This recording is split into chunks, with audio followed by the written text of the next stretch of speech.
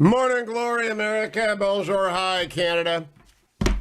I know that yesterday I spent a lot of time on the show denouncing the Joe Biden tax plan, and the president actually called me last night. So the president listens. And at the end of it, he asked me to join the team. I don't know what to do. But I really don't. President Nixon told me when the president of the United States asks you something, you normally do it. 1-800-520-1234. He said, if you're so concerned, I'm paraphrasing the president of the United States, if you're so concerned, become the co-director of the Infrastructure Overwatch Committee, which is being run by Andy Slavitt, I think. He told me, I think it's Andy. 1-800-520-1234. Now, a deputy doesn't really control. 1-800-520-1234. I'd like your advice. Should I take this? And by the way, if you're watching on YouTube, I did not get punched in the face yesterday, although it looks like that. I've been off to see the dermatologist in the Irish diet, which is to visit the dermatologist every 3 months and have a pound of your flesh taken away because you were a lifeguard in the days of when you put on baby oil to get tanner. So we talked for about 10 minutes, and I'm always very straightforward with the president. Always say, whatever you think, I'll be happy to do it. I didn't say I'd be happy to do it. Good to talk to you, sir. Yes, sir. No, sir. 3 bags full, sir. And I think they want my honest opinion. I won't like any of it. I live in D.C. They're going to look into whether or not I can continue to do the radio show. I don't think it means leaving to do the radio show. I just think it means going across the river every day to the old executive office building and saying yay or nay on the money. And I got to tell you, I'm tempted. I don't know that they would actually let me decide anything. But I said, can I do the radio show? And they're going to look at that. And I'm going to look and see whether or not I can do that with Salem. Anson, Naples, Florida. What do you think, Anson? Hi, Hugh. It's Anton, A-N-T-O-N. Oh, sorry. Is that German? My dad was born in Hungary, and there's German in the family. Yeah.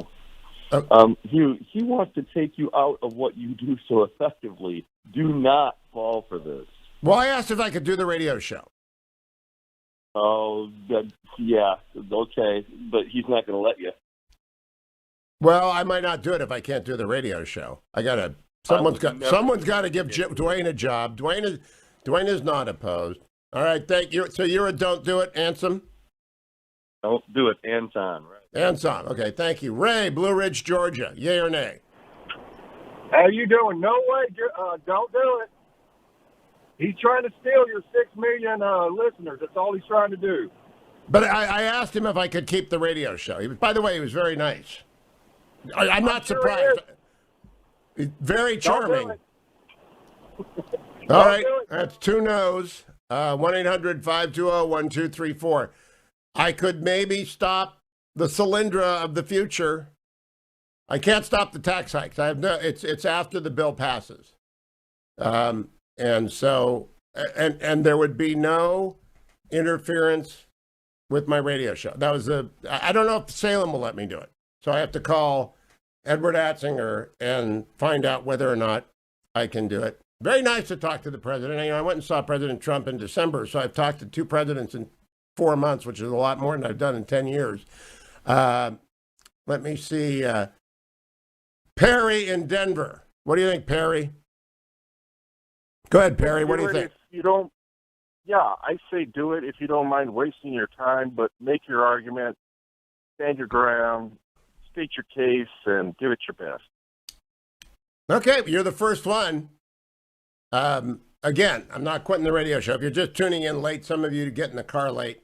Got a call from the president after I spent all day just completely and utterly denouncing the tax plan yesterday, and the president called me yesterday afternoon, which would be evening in the East when he got back from Pittsburgh, and said, I hear you love the tax plan. That was his joke, Joe Biden joke, right? The president said, I hear you love the tax plan. And I said, no, Mr. President, I don't. He said, well, come over and come to work for me. You know Ron Klain. I do know Ron Klain. I know a bunch of the people. I know Andy Slavitt. He's been on the show. John in Indiana. What do you think, John? Morning glory, Hugh. Morning glory. Hey, I think you should do it because I think that we need reasonable people, you know, and the more reasonable people we could get surrounding the president, the more reasonable people we could get in there, I think the better. Well, I am the most reasonable person in America, but he's awfully charming. I'm afraid, I know how it works. They give you an office on the 5th floor next to the Indian Treaty Room, which is up on the 5th floor of the old EOB. The lawyer's office was down on the 1st floor, and the NSC's on the 2nd floor. And then the elevator does. I know how it works. You wouldn't have much influence, but at least that's a yes. Kent in Iowa. What do you think, Kent? 1-800-520-1234. Yeah, good morning, Hugh. I'm going to say, I got two comments here. I'm going to say you need to do what you think is right for the country. But I'm going to say that how you're approaching this, I think you're right. And on Monday, I called. I'm the farmer that called. And you were very famous. You're very famous. A lot of people heard you. A lot of people heard you. I got one more comment on the death tax. You've got to look at it a little bit like a Roth IRA. You know, you put in after-tax money into a Roth IRA. It grows in mutual funds, and you're supposed to be able to spend it tax-free. Well, yeah, I told him that. Look, I'm not changing my position. He knows what I think about it. I'm going to continue to talk today to prove it if I do this. It's just, I'm not sure I want to work for Team Biden. The president said I'd see him occasionally, and I appreciate that, Ken. I got to get to Laura in Ohio. Laura? No, Scotty in Michigan. Scotty? Go ahead, Scotty. I wouldn't get involved if I were you.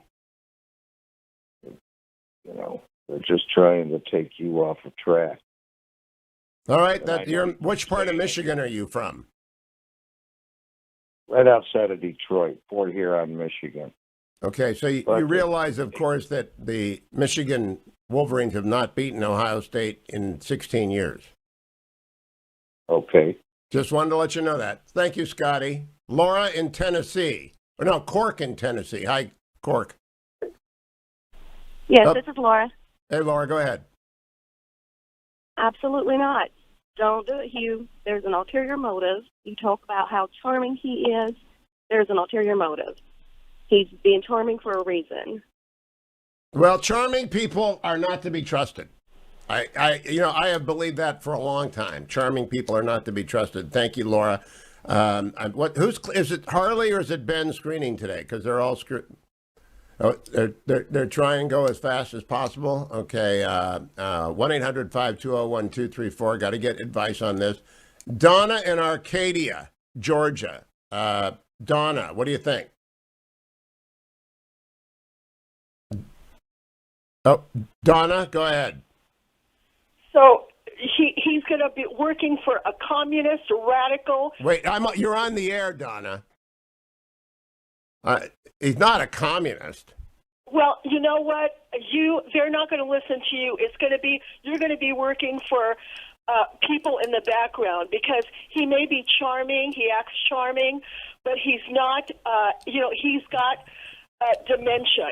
Okay, you're a no. Oh, I got it, Donna. Thank you. Jim in Cleveland, Ohio. Go ahead, Jim. I say no. I think they're playing you. That's why he called you immediately. You think they're playing me? Yep. Do you think I can be played? No, but they're going to try. You think you're from Cleveland, Ohio? You're the salt of the earth. You're a Browns fan, aren't you? I am no sports fan at all. They so make Jim, too much money but you're for from me. It's Jim. ridiculous. Do me a favor. What's the date today, Jim? Today is April 1st, and I am not fooling you. But I guarantee they are. Jim, the president didn't call me yesterday. Thank God. I love April Fool's Day. I'm not going to work for Biden, America. Not going to do it. He didn't call. Happy April Fool's Day. I'll be back with the news after this. Not going to do it. Wouldn't be prudent on the Hugh Hewitt Show.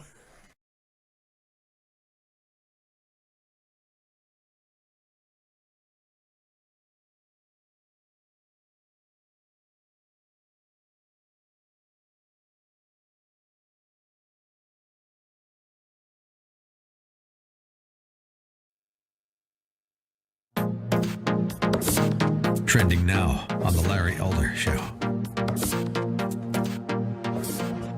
But as it relates to our kids are unfortunately being harmed as a result of some of these policies. We've never asked the question, what is the result of the policy of keeping kids out of school? What harm could possibly come to kids? Well, we're seeing the highest teen suicide rate that we've ever seen in our country's history. We're seeing lost years of education. We're seeing spousal abuse and domestic abuse and child abuse and substance abuse. So we are harming our children almost beyond recognition. And now as we open up schools, we're putting in place rules that make no sense at all. Masking a child is a form of child abuse. Kids are not at risk of COVID-19. There's little evidence that they spread the disease to at-risk teachers. And this social distancing among kids is not necessary. And for God's sakes, why are we making kids wear masks while they're participating in athletics? That makes no sense at all. My guest is Dr. Jeffrey Barkey. He's a board-certified primary care physician. His website is personalcarephysicians.com. Dr. Barkey, suppose Donald Trump early on had gotten concerned about the coronavirus vaccine, picks up the phone, calls Dr. Jeffrey Barkey and says, I want you to be in charge of this whole thing. How would you have handled this thing? Well, thanks, Sage, for the confidence. You know, I think he did a pretty good job. You know, rather than just allowing the government bureaucrats to roll into action, and 5 years later we had a vaccine, he put the private sector into play, and that's why Operation Warp Speed has been so successful. So I think we've done a good job at rolling it out so far. Unfortunately, individual states are making mistakes how they roll out the vaccine. Keep up with what's trending. Subscribe on YouTube today. Trending now on the Mike Gallagher Show. But it's true. Congresswoman Alexandria Ocasio-Cortez, Democrat from New York, is condemning the use of the term surge when discussing the ongoing border crisis at our southern border. Are you ready to hear this? Or brace yourself. This is a serious, powerful, popular face of today's Democratic Party. They want to say, what about the surge? Well, first of all, just gut check, stop. Anyone who's using the term surge around you consciously is trying to invoke a militaristic frame. And that's a problem because this is not a surge. These are children and they are not insurgents and we are not being invaded, which, by the way, is a white supremacist idea, philosophy. The idea that if an other is coming in the population, that this is like an invasion of who we are. It takes your breath away. It does. It doesn't even leave. It leaves you speechless. It leaves you speechless. So if you say there is a surge, and there is a surge, there's no question. There is a dramatically higher than usual amount of people illegally entering the United States. People who are there have seen it with their own eyes on a nightly basis. Keep up with what's trending. Subscribe on YouTube today. Trending now on the Charlie Kirk Show. This is a teacher-student dialogue of a Zoom class in Virginia. Listen carefully. Play tape. Tell me what this seems to be a picture of. It's just two people chilling.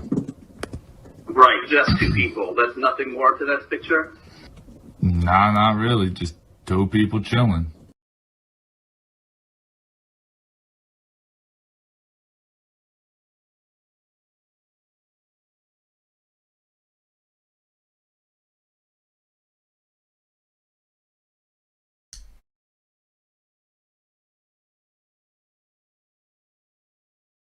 22 minutes after the hour, America. I'm Hugh Hewitt. A good Holy Thursday to you. Alex in Florida. Hi, Alex. Hi, Hugh. How you doing? Happy Holy Week. Thank you. My answer is no. I would ask, what is President Biden's motivation? Oh, Alex, you must have left the house and gotten into your car, didn't you? I am in the car. I'm driving north. But did you start listening to the show in the house and then go out and get in the car? No, I left at 3 in the morning. So you didn't listen to the whole segment then? Why is that? It's an April Fool's joke. Oh, I didn't hear the whole segment. No, so... Sorry, Alex. I got you. Ted in Missouri. Good morning, Ted. Good one, Hugh.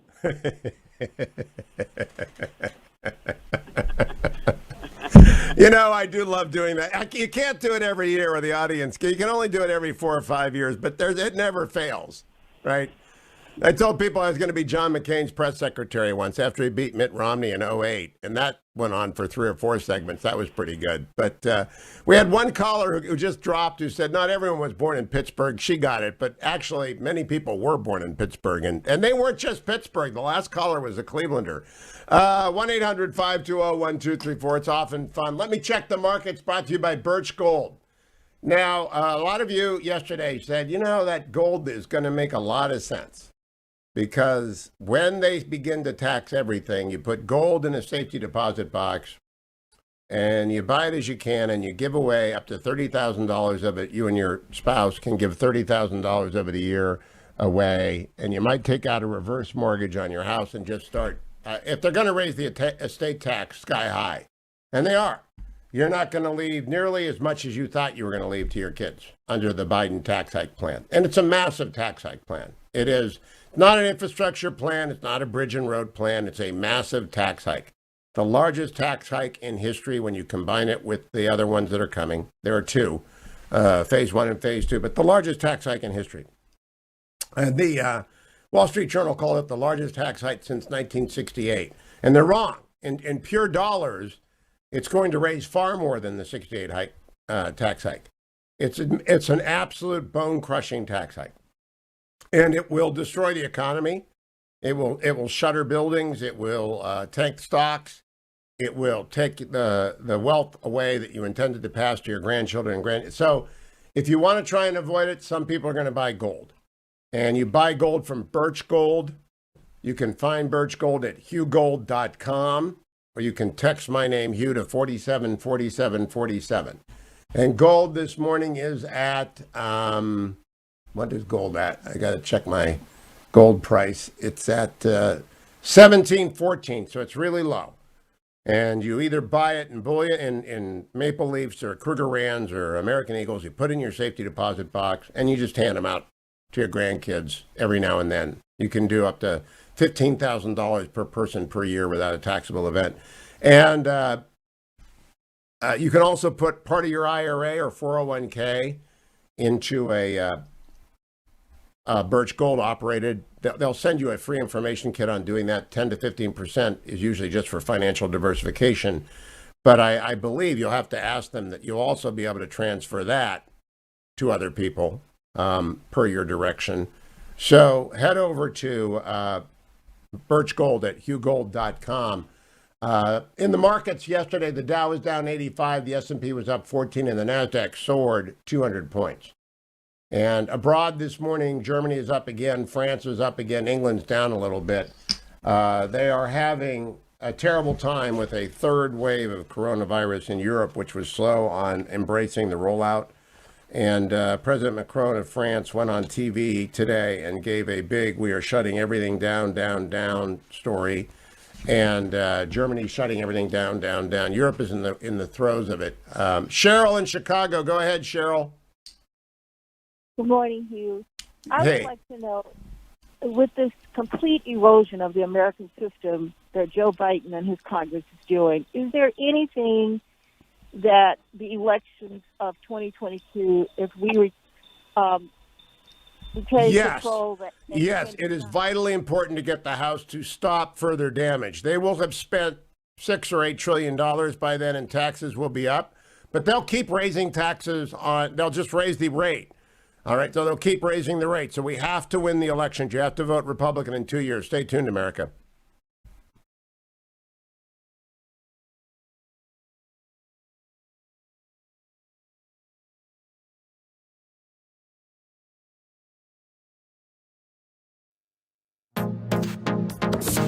Trending now on The Larry Elder Show.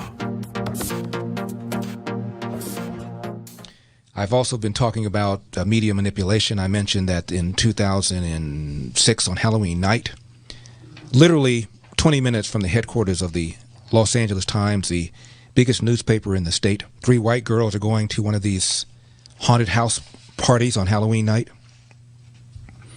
Without any provocation, black mob of between 30 and 40 teens and adults brutally kicked and beat them, slammed them to the ground, ripped the earrings from their earlobes, beat them with a skateboard. One victim had 12 fractures in her face, required multiple surgeries, damage to her teeth and to her eyesight. The women also suffered internal injuries and concussions. Had it not been for a Good Samaritan, a black man who was driving by and bravely got out of his car and waded into the crowd to help the girls, they might very well have been killed. Now, I mention the story because wouldn't you think this would be a big deal if these were, say, 3 black girls who were beaten by a mob of 30 to 40 people? Of course it would be. But these were 3 white girls beaten by a mob of 30 to 40 blacks. The LA Times, again, whose headquarters is literally 20 minutes away from this took place, did not write one word. Not one article, not one column, not one paragraph, not one word for a whole week. The Long Beach Press-Telegram, the local newspaper, of course, wrote about it. LA Times didn't write a word. Keep up with what's trending. Subscribe on YouTube today. Trending now on America First with Sebastian Gorka. Should American patriots leave Twitter right now because of what they're doing to conservatives? Should we stay there because it's the battlefield? Or should we wait until President Trump's platform goes live? We're only a couple of hours in. It's an amazing division. Some people say leave now. Some people say wait. What is your response to what they're doing to all conservatives, Mike, not just you? Well, my response is I've been working on for 4 years. We've got now, and I'm launching the platform Frank in less than 10 days. Frank. And when we launch this, it's called Frank. You go to frankspeech.com, and it's a platform. It's like YouTube and Twitter combined. You don't have to wait. Nobody has to wait. We're proving all the people with podcasts over there, tens of millions of people. I built it. By the way, you can't take it down. It's the most secure platform. I bought all my own service, all my own network, everything. So this was a surprise. I'm announcing it right here on your show. Wow. And you can, I'm going to have people that are on my platform will be able to, if you get kicked off of YouTube, that means you're at least telling free speech. Because that's what I got sick of, Twitter and YouTube, those two especially. I mean, of course, Facebook, when I launch anything, they put over the top of it, contains nudity or porn. I mean, all this censorship is just crazy. But there's the answer. You go to Frank, if you go to Frank in a couple weeks, and everybody's gonna be there, and it will get the word out together. Keep up with what's trending. Subscribe on YouTube today. Trending now on the Dennis Prager Show. Right now, if it hasn't happened, it will happen. They will simply declare classics as an example of white supremacy. Absolutely. I think that is where we're headed. And it's a shame because classics really taught me how to analytically think and critically think, and I think that's where I developed a lot of the foundation for being able to reason through things. And it's funny, I came out as a conservative maybe 6 or 7 months ago, and a lot of people who had also studied classics, even though it's a small major at Cal, had reached out to me and said that they too were closet conservatives, which I thought was very interesting, that maybe that major is producing some people who can think for themselves. Yeah, well, that's my old belief. Study Cicero and think clearly. Absolutely. It's a major motto. Can you say that in Latin? Probably not. You say you came out as a conservative 6 months ago. Were you in the closet until then? Yeah, so I have always been politically inclined, and I went to Berkeley really not knowing what I believed.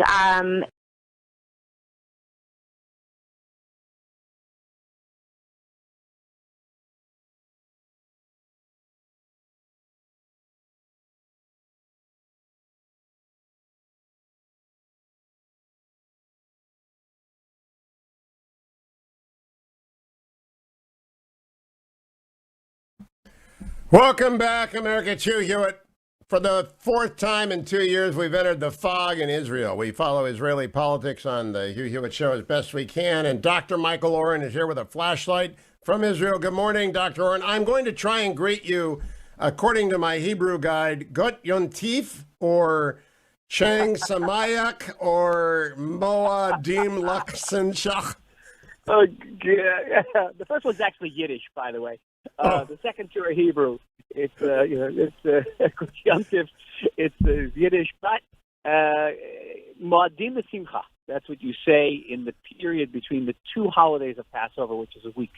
Look, I've got my Jewish learning printout here, how to greet people on Passover. It says this is how Israelis greet each other, so they don't use Yiddish? Not much. It's the Yiddish or the Hebrew. Yontif is good, right? Yeah. Yontif is Yom Tov, good day. What do I say in English? Good day. In English, you say have a happy Passover. All right, have a happy Passover. So, Michael, we're in this fog. And you know, I knew it was going to be this way. Because nothing ever happens in Israel that's clear. And so what happened and what's going to happen? Well, what's happened is that, again, the election was about Bibi, anti-Bibi. Not left, not right, not economics, not, race and gender in the United States. Only Bibi, anti-Bibi. And on the anti-Bibi side, there are left-wing parties and right-wing parties that ideologically would have nothing in common except their common opposition to Benjamin Netanyahu. Now, the question is whether that opposition is sufficiently cohesive to put together a coalition of 61 candidates. And to make the situation even more complex, Hugh, the heads of these various parties have gone on record saying they won't sit with other heads of those parties. So, for example, the two heads of the two right-wing parties in the anti-Bibi camp say they will not sit in the government that is led by Yair Lapid, who's the head of a centrist, very large party, Yesh Atid. So the issue now is which of these heads of parties will violate their pledges and say, I'm doing this for the good of the nation. That's what Benny Gantz did in the previous election, if you remember. Yeah, but now there was one guy... There was one guy, Bennett, right, who didn't say he wouldn't sit with Netanyahu. If he sits with Netanyahu and Netanyahu accepts the support of the Islamist party but doesn't put them in the government, he can form a government, right? He can. There's an expression in Israeli politics, Bennett only has to choose the form of his funeral. Because if he joins Bibi's coalition, Bibi will kill him, what he did to Benny Gantz. If he stays in the opposition camp and joins the government under Yair Lapid, the people who voted for him, not because they're anti-Bibi, but because they're right-wing, they'll kill him. So he has to choose his funeral. One thing you can be certain of, there is an old adage here that the first rule of Israeli politics is that Israeli politicians always prefer collective to individual suicide. Oh, interesting. So where does that lead you to believe will happen? And when does it happen? What's the timeline here? The Israeli president has to give a chance to someone to form a government. He gets recommends from the party. He's not bound by the number of recommends, apparently. And President Rivlin seems to not want to give it to Netanyahu, but I'm just reading tea leaves. Well, what's going to happen is next week he's going to hear all these recommendations from the various heads of parties, and he's going to determine which party has the greatest chance of leading and putting together a coalition. Now, the situation gets murky because the president, Rivlin, has a famously bad relationship with Netanyahu. In fact, one of the main reasons that Gideon Sa'ar broke away from Netanyahu was because of Netanyahu's opposition to Rivlin, and Gideon Sa'ar is a very close friend of Rivlin, which is why we had three leaders of the Likud yesterday already accusing Rivlin preemptively of acting out of animus toward Bibi. And last night, Netanyahu gave an amazing speech. Only Benjamin Netanyahu could give a speech like that. It was maybe 6 minutes long. And he did the impossible, because we're all waiting for Bibi to pull the rabbit out of his hat, as he always does. This was the ears, this was the bunny tail, this was the rabbit. What he did, he said, he reframed the election. Remember, again, it was anti and pro-Bibi. He made it right and left again. It's a place it's very comfortable. And what he was basically saying was, Bennett and Sa'ar, who are true rightists, if they don't want a left-wing government under Yair Lapid, and they want to ensure a right-wing government, they have to come across and join Netanyahu in a coalition. And he just reframed the entire election. Now, whether he's going to succeed at it, I don't know. But as of today, the chances of all these leftists and rightists in the anti-Bibi camp, many of whom won't sit with one another, looks kind of small, the chances of they'll put together a coalition.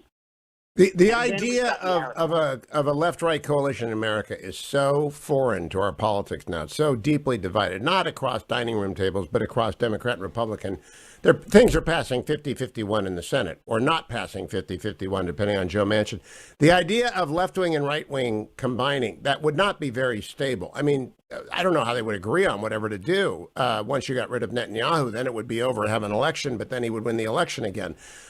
Is there a chance Sa'ar and Bennett come home? Yeah, it's roughly equivalent to the Never Trumpers joining with the Democrats. How about that? That's the closest I can get it. But there's a chance. There's going to be tremendous pressure on them now. And this was what Bibi was aiming at, to up the pressure on Bennett and Sa'ar to both the anti-Bibi camp and come across and join a coalition. Here, that's all not sufficiently complex and convoluted and labyrinthine. Then you add the Arab factor, because many of these parties said they will not sit with an Arab party, even an Arab party known as Ram being the party which is the Islamic fundamentalist party. It's the legal Israeli equivalent of Hamas, which has broken away from the main Arab party, which is nationalist and secular and opposed to Israel, anything it does. The Ram people, kind of bizarrely, have expressed an interest in even joining with Netanyahu if it brings benefits to their constituents, education, security, housing, something the other Arab candidates never bring. They're so busy climbing, occupation and Nakba, the disaster of 1948. They don't care about housing. So the question is, who will sit with Ram? And Netanyahu is now trying to make a coalition where they have roughly 58 of the 61. Ram has 4 seats in Knesset. If they make a pledge to vote with the government in any essential government vote, then basically Bibi can put together a minority coalition, which is resting on an Islamic extremist party. And by the way, this goes back to a model of 19th century British politics where the Irish nationalists would often support a government. There was an Irish party, and what they did depended on who the prime minister was. The Irish vote always mattered, so this would be the Arab vote. I saw an Orthodox Israeli rabbi who's a Zionist say, sure, sit with them. Let's move forward. And I wondered if I could read into that some kind of rapprochement between Arab and Israeli parties that center on non-existential issues, and whether or not anyone would believe an Islamist party as being fundamentally concerned. Hamas propaganda is that, or actually Muslim Brotherhood propaganda is we're just about the hospitals. Could Ram be just about the hospitals? It's actually better than that. Perspective is, from my perspective, it's better. Why? Why do you have an Orthodox Zionist rabbi or member of Knesset saying he's willing to sit with a member of an Islamic extremist party. And the reason is very interesting to you. It's because that Orthodox rabbi has more in common with the Muslim fundamentalists than he does with many Zionist secularists. Why? For example, the head of the Labor Party, Merav Michaeli, came out and gave a speech against marriage and against nuclear families. Oh, my gosh. Okay. But the Muslim fundamentalists, like the Orthodox rabbi, are in favor of families. They're in favor of nuclear families. They're in favor of marriage. They're probably against gay marriage. So they actually have, on the level of values, they have much more in common than the religious Israeli Jews have with the very secular and socialist Israeli Jews. Now, am I right, Dr. Michael Oren, in concluding that Bennett is not enough for Netanyahu? He needs Bennett plus. And that plus can be Saar or it can be Ram, but he needs Bennett plus. Am I right about that? Absolutely right. And so, plus we'll only get him to 52. And so, with Bennett, who is more likely, in your view, Ram or Saar, or is it going to just be back to the polls with an interim prime minister again? I'm sorry, I missed you. It went off. Is it going to be Bennett or Saar? I mean, is it going to be Saar or Ram, or is it back to the polls? In your best prediction? Best prediction is either Bibi or the polls. Again, back to that adage that Israeli politicians prefer collective to individual suicide. The Israeli politician on the anti-Bibi camp, whether it be Bennett, Saar, right now is saying, if I'm not prime minister, if I don't have my way, then forget it. Then nobody's going to win. Well, how long is the last question before if Netanyahu says to Bennett, "Come on in, you'll be prime minister in 5 years"? Your governments are 5 years, right? Or are they 4 years? 4. Okay, you'll be head of Likud in 4 years. Would Bennett believe him? No, because Bibi broke his promises to Benny Gantz. You know, there's going to be a cry wolf factor here. Yeah, there is, very difficult. But Bennett's a right winger. But I'll be prime minister first. Yeah, and is there a ministry that's the best ministry? Well, it depends how you define best ministry, because the ministry that's most high profile are the Treasury Ministry and the Defense Ministry, but they have the highest chance of failure. They almost never succeed. the most high profile position, which has the best chance of success, is foreign minister. Because you don't work that hard. All you do is take a lot of pictures, shaking hands, and you get in the press every day. So maybe they want to be foreign minister, but I think that Bennett's going to have a very high price tag. He says, "I'll come, but you're going to make me prime minister, and guess what? You're going to make me prime minister first." Well, that's what Saar. Netanyahu will never agree to that, right? I think that's with Bennett. Okay, Saar, there's such bad blood. Because while Bennett has said he has intimated that he would sit with Netanyahu, Gideon Saar has explicitly ruled it out. Does anyone ever think, last question, Michael Oren, we have a threat to the north, a threat to the south. We live in perilous times. Joe Biden doesn't like us very much, and they've already said we're occupying the West Bank again. We'd better put aside our domestic politics and get serious. Does that ever occur to people? Well, that was the essence of Netanyahu's speech last night. We're facing these threats from Iran. We have to rebuild the economy after Corona. Let's not fool around with egos and coalition politics. Let's put together a right-wing government that can meet these challenges.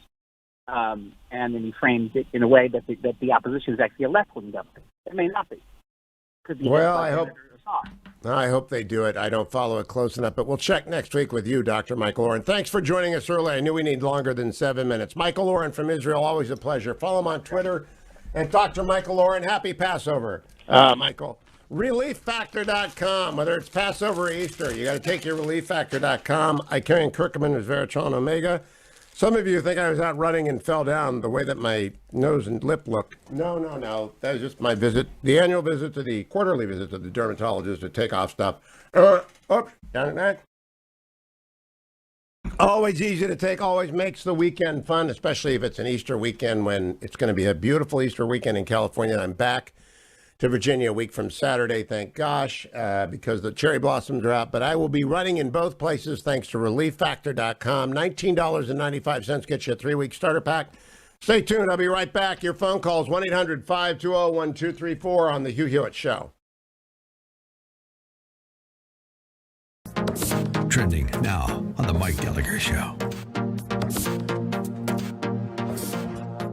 Remember that stupid video where AOC was grandstanding for the cameras in a white suit? Remember at that chain link fence in an empty field, weeping and crying? Oh, these poor kids, Trump's a monster. These children are in cages. Now, when children are in cages under the Biden administration, she's pushing back saying, don't even say surge.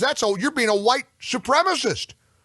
You're talking, when are we going to stand up and say we are tired of this crap? When are we going to call the Alexandria Ocasio-Cortezes of the world out for what they are?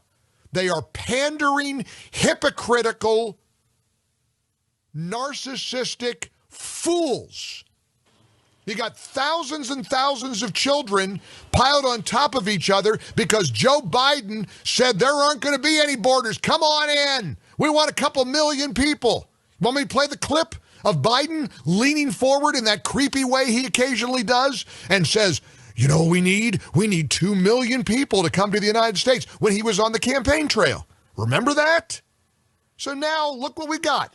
We got thousands of scared, frightened, in many cases, COVID-positive children. One report was that one of the border locations had a population including up to 10% of the kids with COVID. We're not going to rip children from their parents' arms. You know, that press secretary pulled that crap again the other day. Keep up with what's trending. Subscribe on YouTube today. Trending now on the Charlie Kirk Show.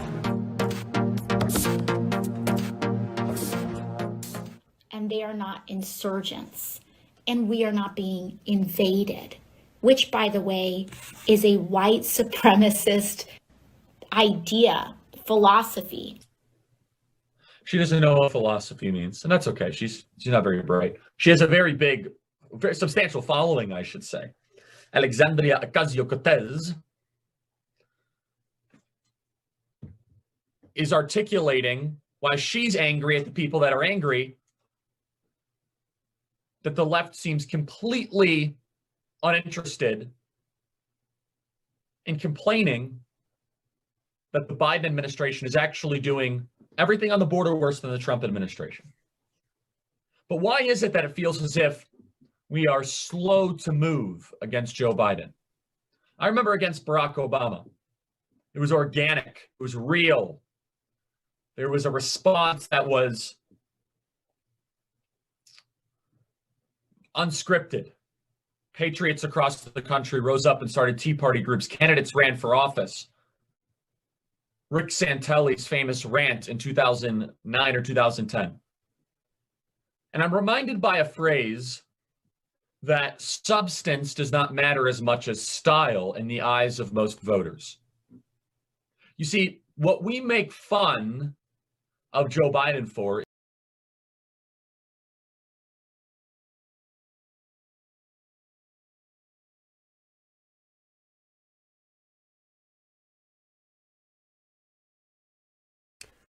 Welcome back, America. 1-800-520-1234. Holy Thursday. Greetings to you. We'll have a lot of guests coming up. Senator Tom Cotton's coming along. Congressman Michael Waltz of Florida's 6th Congressional District will be along. Bret in Ohio. Hi, Bret. Hi. Hey, please do not join the Biden team. He's just trying to draw you in over there and occupy your mind and take you away from your base. All right. Thank you, Bret. Jeff in Texas. Yes, sir, Hugh, don't do it. It's a scam. Now Jeff. Join up with them, they'll change the rules of the game, and you'll end up holding on to the dirty end of the stick. Jeff, you and Bret listened to the first segment, and then you didn't listen to the end of the first segment or the second segment. What day is it today? Today is Thursday, April Fool's Day. Oh, my God. You dog. You dog. Good one, bravo. Dog. I had 15 people call, but I told him that was like a half an hour ago. You must have left the house after I got people. For folks turning, I began the first segment saying President Biden had asked. I was taking a shower. Come back to the show. So you were in there thinking in the shower, he can't join the Biden team. He just can't join the Biden team. Exactly. I was like, oh, my God. All right, man. You have a great one. You have a happy Easter. Bye-bye. It's not even fun when I do it to Dwayne. I've sent Dwayne to LAX some days. And one year we got Dwayne to go down to Mexico to pick up some burritos. Dwayne is pretty easy to fool. Lies. I told everybody yesterday that if you called me or texted me, I was going to ban and mute you. I was not going to answer a call from you for the next 24 hours. During the next break, I'm about to call both of my children who are abroad and toy with them. I just do it every year. Do you really think they're going to fall for it? Well, I called up my son who works for Congressman Michael Waltz, and Congressman Waltz is coming on, and I wanted to tell him, your boss is drunk. I've been talking to him. And he answered the phone sleepily. It's April Fool's Day. I've been doing it for so long. It's kind of tough to get him anymore. I would think that they're pretty you have inoculated them, not with 2 doses, with about 30. Among my favorite, when my youngest son was 10, I called him from on the road and told him there was a bear on the hill outside of our house, and he ran out of the house in his underwear to look at it. And then when my that was stupid. That Why was do you go run out to the bear? Right to the bear, because you're 10 years old. And then when my older son was in high school, I called him in high school and said, the police just called, your car's on fire in the high school parking lot. And so he ran out of the high school to his car. But I think my favorite is I called my daughter once and I said, look, I got to decide. A BMW sponsor is going to give us a blue or a red Beamer. Which one do you want? And she wanted the red one. I remember that one. She didn't speak to you for a month. No, I know. It's just, I do have them inoculated, though. It's really tough now. It's a lot tougher than the radio audience. It's a lot tougher than the radio because audience. The radio, there's more turnover in the radio audience, and you've got new people every month. Every month, and Joe, you dog. Did you get that on tape? Yes, except you were laughing over it, so you spoiled it. You dog.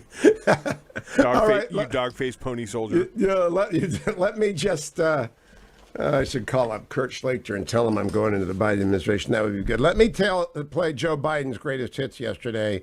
Cut number 10. Asked me and say to Bobby, my good friend, he asked me back there, he said, do you ever get nervous?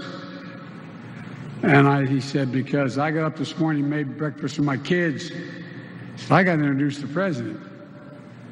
And what I say to you, Mike, you did a heck of a job, but I'd get nervous if I had to get up in the middle of the night, climb up a telephone pole, replace in the middle of a storm a connection that knocked out everybody's electricity, put a transformer in. That's what would make me nervous.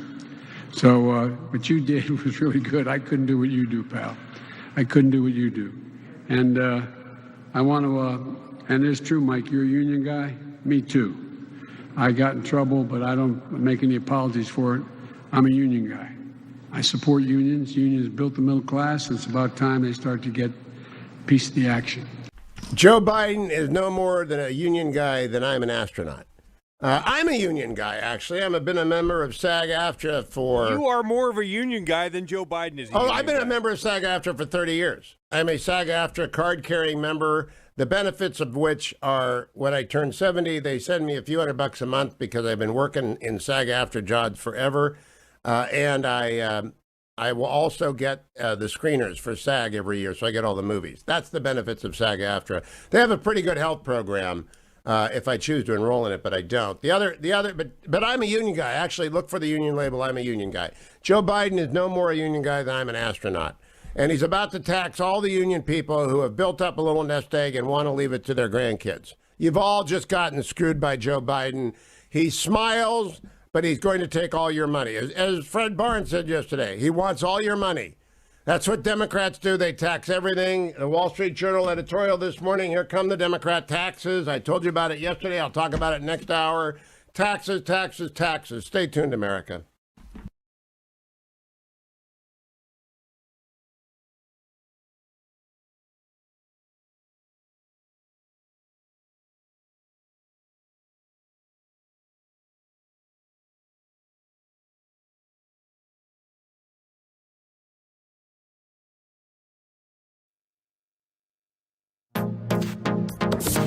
Trending now on the Larry Elder Show. But as it relates to our kids are unfortunately being harmed as a result of some of these policies. We've never asked the question, what is the result of the policy of keeping kids out of school? What harm could possibly come to kids? Well, we're seeing the highest teen suicide rate that we've ever seen in our country's history. We're seeing lost years of education. We're seeing spousal abuse and domestic abuse and child abuse and substance abuse. So we are harming our children almost beyond recognition. And now as we open up schools, we're putting in place rules that make no sense at all. Masking a child is a form of child abuse. Kids are not at risk of COVID-19. There's little evidence that they spread the disease to at-risk teachers. And this social distancing among kids is not necessary. And for God's sakes, why are we making kids wear masks while they're participating in athletics? That makes no sense at all. My guest is Dr. Jeffrey Barkey. He's a board-certified primary care physician. His website is personalcarephysicians.com. Dr. Barkey, suppose Donald Trump early on had gotten concerned about the coronavirus vaccine, picks up the phone, calls Dr. Jeffrey Barkey and says, I want you to be in charge of this whole thing. How would you have handled this thing? Well, thanks, Sage, for the confidence. You know, I think he did a pretty good job. You know, rather than just allowing the government bureaucrats to roll into action, and 5 years later we had a vaccine, he put the private sector into play, and that's why Operation Warp Speed has been so successful. So I think we've done a good job at rolling it out so far. Unfortunately, individual states are making mistakes how they roll out the vaccine. Keep up with what's trending. Subscribe on YouTube today. Trending now on The Mike Gallagher Show. But it's true. Congresswoman Alexandria Ocasio-Cortez, Democrat from New York, is condemning the use of the term surge when discussing the ongoing border crisis at our southern border. Are you ready to hear this? Or brace yourself. This is a serious, powerful, popular face of today's Democratic Party. They want to say, what about the surge? Well, first of all, just gut check, stop. Anyone who's using the term surge around you consciously is trying to invoke a militaristic frame.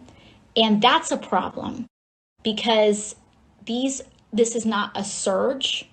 These are children and they are not insurgents and we are not being invaded, which, by the way, is a white supremacist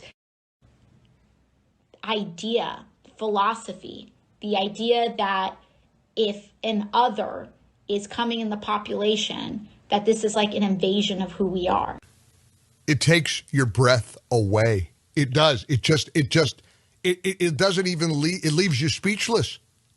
It leaves you speechless. So if you say there is a surge, and there is a surge, there's no question. There is a dramatically higher than usual amount of people illegally entering the United States. People who are there have seen it with their own eyes on a nightly basis. Keep up with what's trending. Subscribe on YouTube today. Trending now on The Charlie Kirk Show. This is a teacher-student dialogue of a Zoom class in Virginia. Listen carefully. Play tape. Tell me what this seems to be a picture of. It's just two people chilling. Right, just two people. There's nothing more to this picture?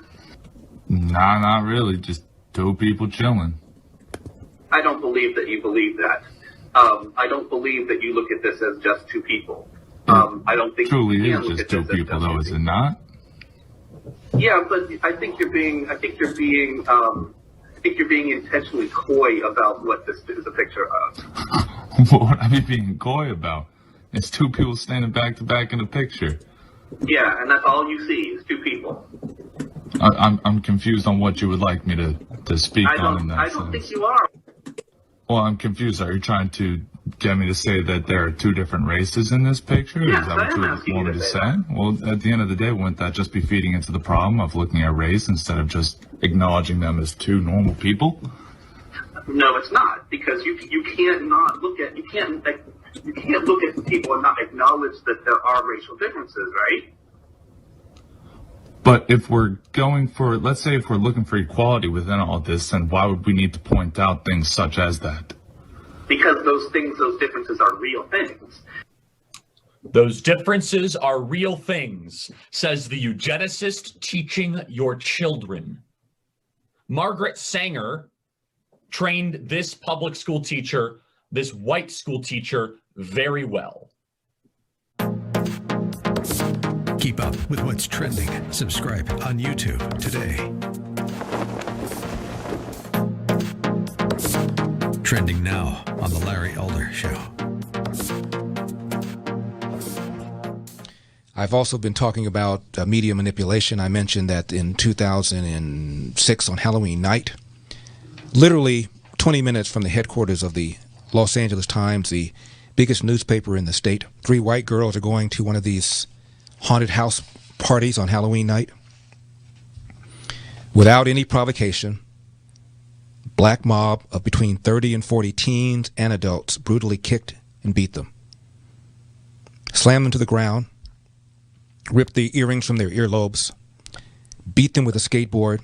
One victim had 12 fractures in her face, required multiple surgeries, damage to her teeth and to her eyesight. The women also suffered internal injuries and concussions.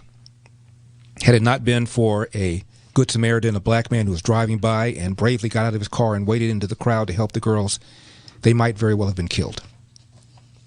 Now, I mention the story because wouldn't you think this would be a big deal if these were, say, 3 black girls who were beaten by a mob of 30 to 40 people? Of course it would be.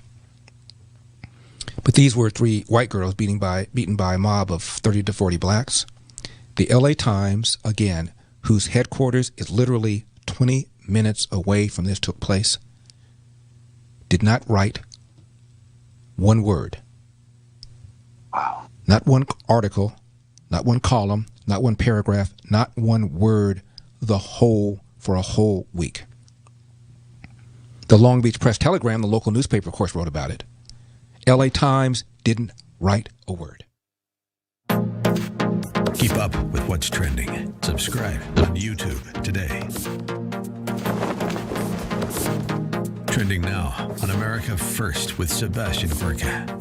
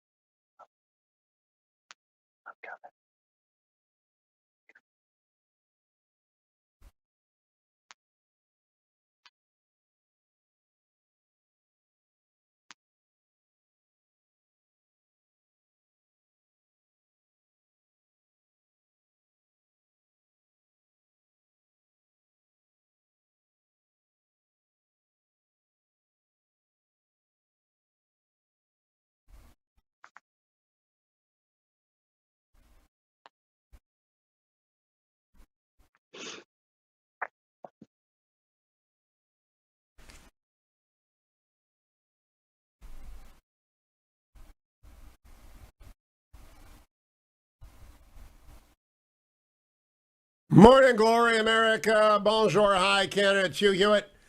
It is my pleasure to welcome back Congressman Michael Waltz. He represents Florida's 6th Congressional District, which runs from St. Augustine down to almost Orlando. Good morning, Congressman. How are you? Hey, good to be with you, Hugh. I always tell people you are the first Green Beret always elected to Congress. You've been on for years. Now, however, my son works for you, so I always disclose that as well. And you've been on Fox News a lot to talk about Afghanistan, and you also went boxing on CNN. How'd that go with Pamela Brown? That made the rounds on social media.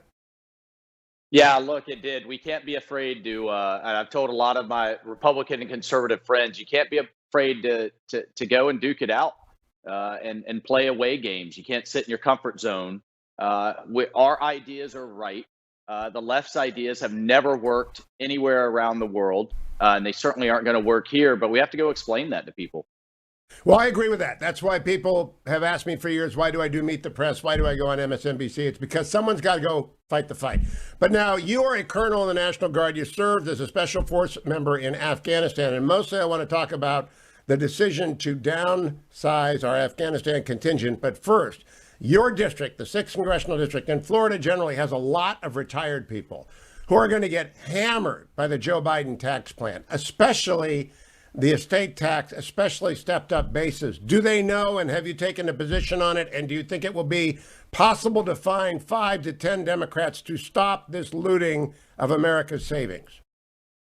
You know, what really has me disturbed, Hugh, is that how badly this is going to hit rural America, particularly farmers, right? I mean, what's the thing that's the easiest thing out there to appraise, to put a value on, and then for the U.S. government to go after, and that's land. You know, a lot of other types of assets you can move. You know, you get some good attorneys, some good CPAs, but you can't with land. And for our farmers to hand that land down, that are often, you know, land rich and cash poor with that type of business, they can't hand that land down to their relatives anymore. It's going to destroy family-owned farms and family-owned businesses. So yeah, I have a real problem with it. Are you going to find 5 or more Democrats to go against it? I don't think so. With all of the infrastructure package that they're going to load in there at the same time, they want it badly. Well, the Republicans need to message hard that this isn't an infrastructure plan. It's a massive tax hike, especially on seniors. Yeah. It's a tax plan. Do your constituents know that? I know you were in the district recently, down in the 6th district. Do they get that it's a tax plan? Because the media is helping him hide that it's a tax plan.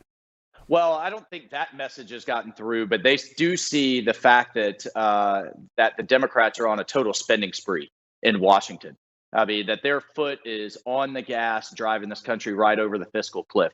That people and the level of spending and the feeling that the Democrats and the Biden administration is just getting started on that spending, that message is certainly seeping in. The fact that this is a tax plan and not an infrastructure plan, or a tax plan hidden under the umbrella of infrastructure, that I've started talking to people about. But we need to get, we need to get on your show and national television and really start hammering that home and start unpacking this thing. Now, Congressman Waltz, for the benefit of the audience, is a member of the Nixon Seminar, the only elected member along with Mike Gallagher. He represents the Army. Gallagher represents the Sea Services. And Congressman, I read Warrior Diplomat in December. It's a fine book. And you did a lot of boots on the ground in Afghanistan. So I'd like to talk to a Green Beret about what you think next happens in Afghanistan. President Trump was talking about downsizing too. Joe Biden will definitely downsize. What do you think the consequences are going to be to the people that you worked with so closely? Well, I think we can downsize or right-size the mission, but at the end of the day, with half of the world's terrorist organizations still there, with Al-Qaeda's number 2 still out there, who was Osama bin Laden's number 2, now number 1, fully intending to attack the United States again if they get the chance. What we cannot do is do what Obama did in Iraq, which is just completely withdraw, pull everybody out, despite those still very dangerous groups, and then allow them to come back again. Remember, when Obama pulled out of Iraq in 2011, we ended up getting ISIS marching across the Middle East. At one point had an economy the size of Austria, attacks across Europe, and inspiring attacks across the United States. Then we have to fight our way back in. In the case of Afghanistan, What we don't have there is any other bases to do that from, like we did in Iraq after Obama left them all. We still had other countries that we could go back into. In Afghanistan, look at the map. We have China, Russia, Iran, and Pakistan.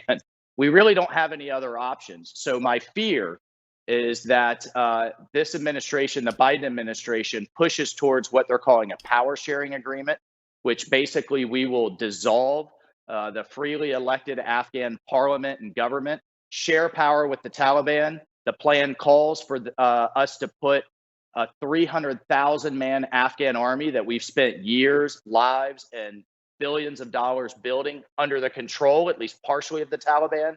And if al-Qaeda comes roaring back again, like it did in Iraq, Hugh, then where are we? We don't have a local ally. We don't have any bases. And here's the part that's really disturbing. We'll have to Mother May I the Taliban for basing overflight and other authorities to go back after al-Qaeda again, which the intelligence community is loud and clear in saying we're going to have to do. So the first rule in diplomacy is do no harm. But I think right now we're on the verge of making the situation far, far worse.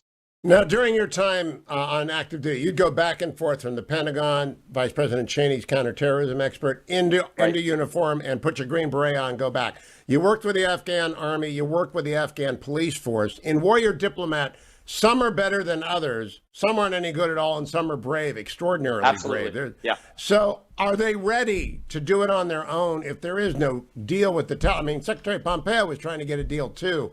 If there is no deal, can they stand up to the Taliban? Well, I think they can do so with a small amount of advisors and with the continued funding support. Remember, Hugh, South Vietnam, it's not a perfect analogy, but South Vietnam didn't fall when we pulled our troops out. South Vietnam fell when the Congress got frustrated, didn't know where the money was going in terms of supporting their military, and then pulled the funding. That's when things collapsed. Same thing after the Soviets pulled out of Afghanistan. It was only when when the Russian government pulled their funding back that government collapsed. So I don't see how the Congress continues to support the Afghan military forces without our advisors there to oversee those funds, to make sure they're being used in the right way, and to continue to assist the Afghan military. Look, another analogy I use is the South Korean army had a higher illiteracy rate than the Afghan army in the 1950s. And look at where it is today, but look at how we are still 70 years later working alongside them. And I think as long as we have this terrorist threat, we will have a small presence there. We'll have to. What I don't want to do is pull it all out and then have to fight our way back in and lose even more American lives because of a bad policy decision. I got a question for you, Congressman Waltz. On Tuesday night with the Nixon seminar, we'll be talking with Peter Thiel about China and tech. I think China's in Afghanistan as well. I think that their border with Afghanistan is, yeah. So what do you think their ambitions are, the Chinese Communist Party, for Afghanistan? Well, and one other point there, what is the only country in the world where we have a major military base that physically borders China? It's Afghanistan. And if you think about it, western flank of China, southern flank of Russia, eastern flank of Iran. If you want to get Beijing's attention, have a B-2 stealth bomber touch and go into Bagram on their western flank. If you want to get Beijing's attention, indicate that we can and will have the capability to work with Uyghur separatists and others, because as you know, the thing Beijing fears the most is its own people, is another Hong Kong, is another Xinjiang province, a potential uprising. We took that approach, that unconventional warfare approach, against the Soviets. It really tied them down and had them looking over their shoulder. I think, everything can't be about the Taiwan Strait when it comes to a potential rivalry or the ongoing rivalry with China. So that's another dynamic that we need to think about. Why is China in Afghanistan? Natural resources. I write about it in the book, actually.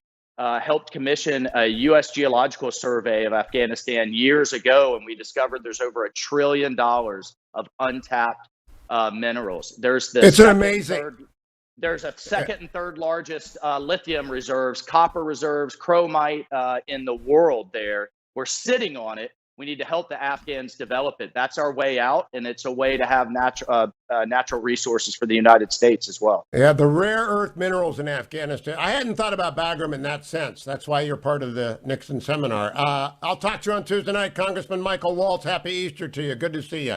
Don't go anywhere, America. I'll be right back on the Hugh Hewitt Show.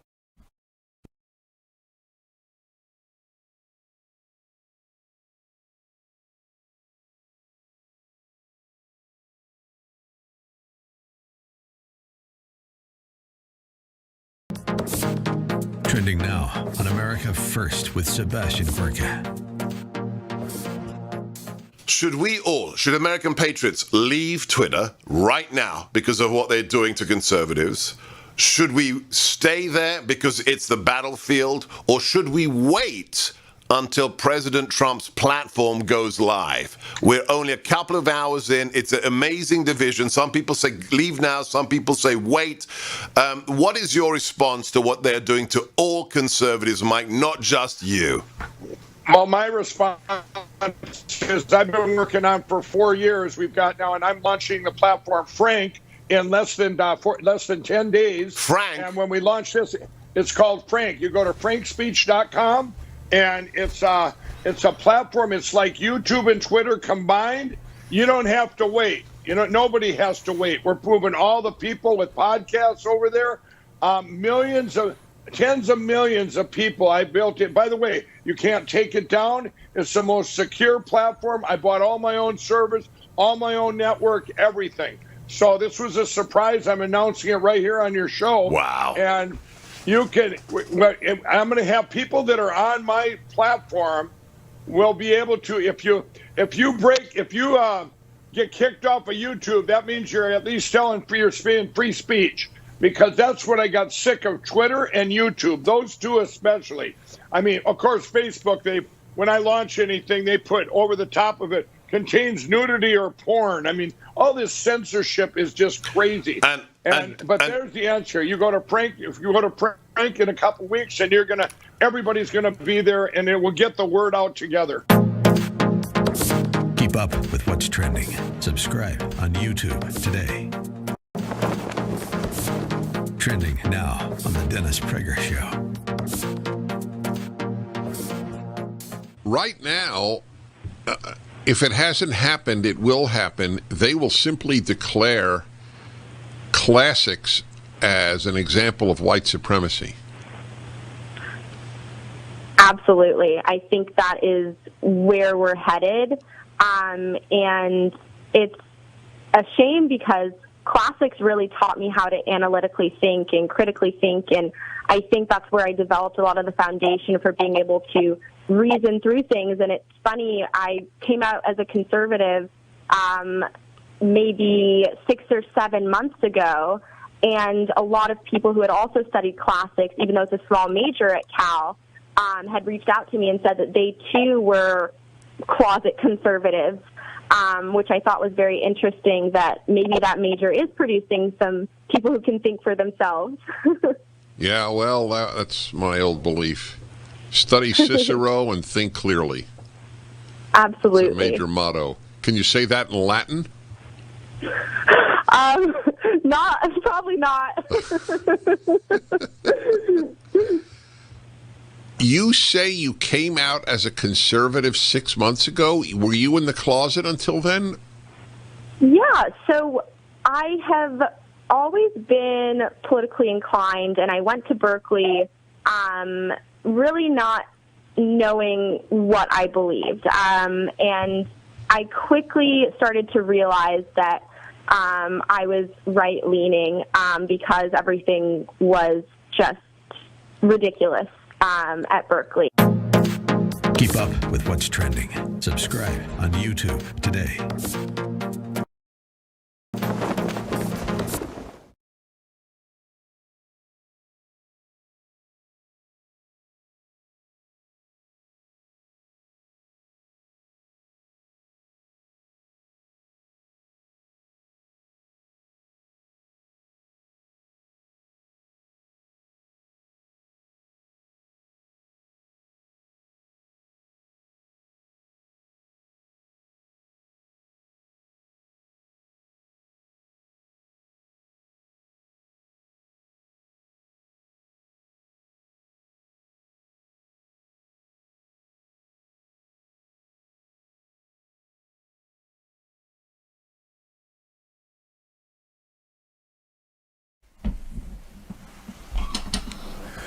Welcome back, America. Hugh Hewitt on Holy Thursday. I hope you have a great Good Friday planned tomorrow and a wonderful happy Easter, a happy Passover to our Jewish friends.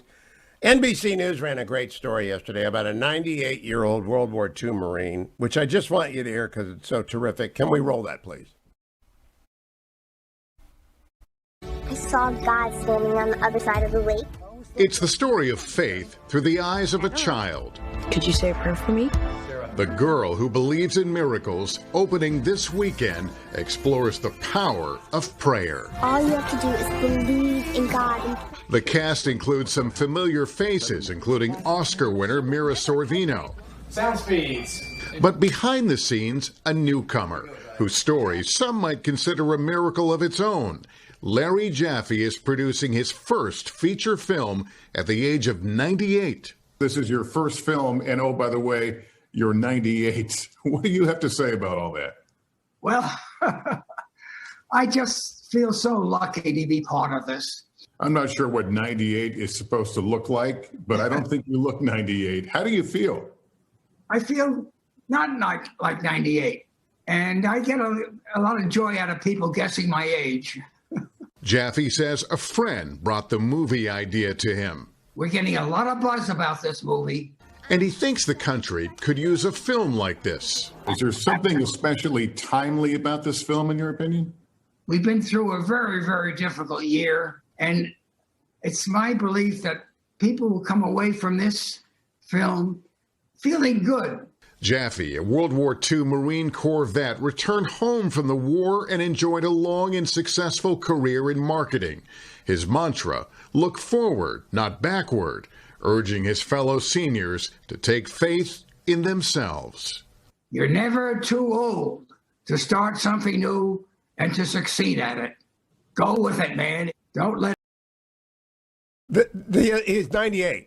He's a Marine, and he's the producer of The Girl Who Believes in Miracles. Now, what that means in Hollywood speak is he put the money up for it. And he's on the set. I saw Lester Holt did a great piece. And I just, producing a movie usually means writing the check and praying that you don't lose all your money. And The Girl Who Believes in Miracles is very, very, very well produced. And I think it'll do very fine. It's a great story of faith about a girl who has to pray her way back to walking.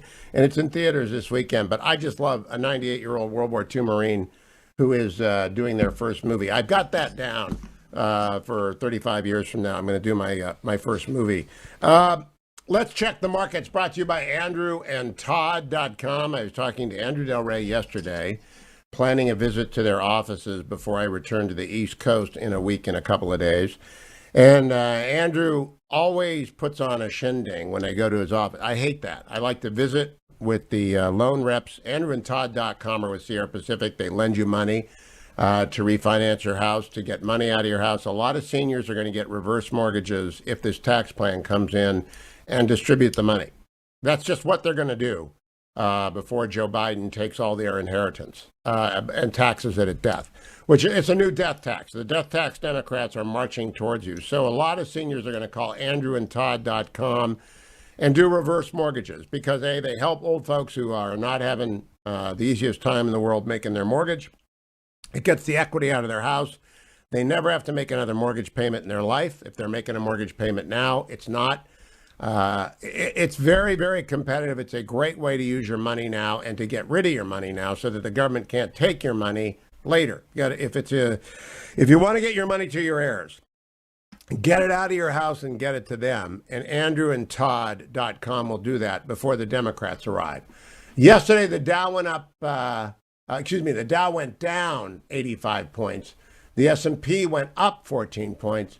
And the NASDAQ loves the Biden tax plan because it's going to tax and spend on the infrastructure that they need, broadband and stuff like that, to expand. So the NASDAQ went up 200 points. Overseas today, you've got France up 0.25%, Germany up 0.33%. Big hike in Hong Kong, big hike in Japan, big hike in China. The only place that doesn't like it is England.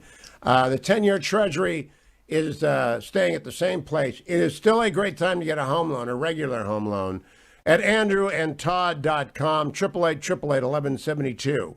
But if you're a senior citizen, call them today. Get the money out of your house and get to a tax lawyer so that Joe Biden doesn't get all your money. Stay tuned. Portions of the Hugh Hewitt Show brought to you by Sierra Pacific Mortgage. For more info, call 888-888-1172.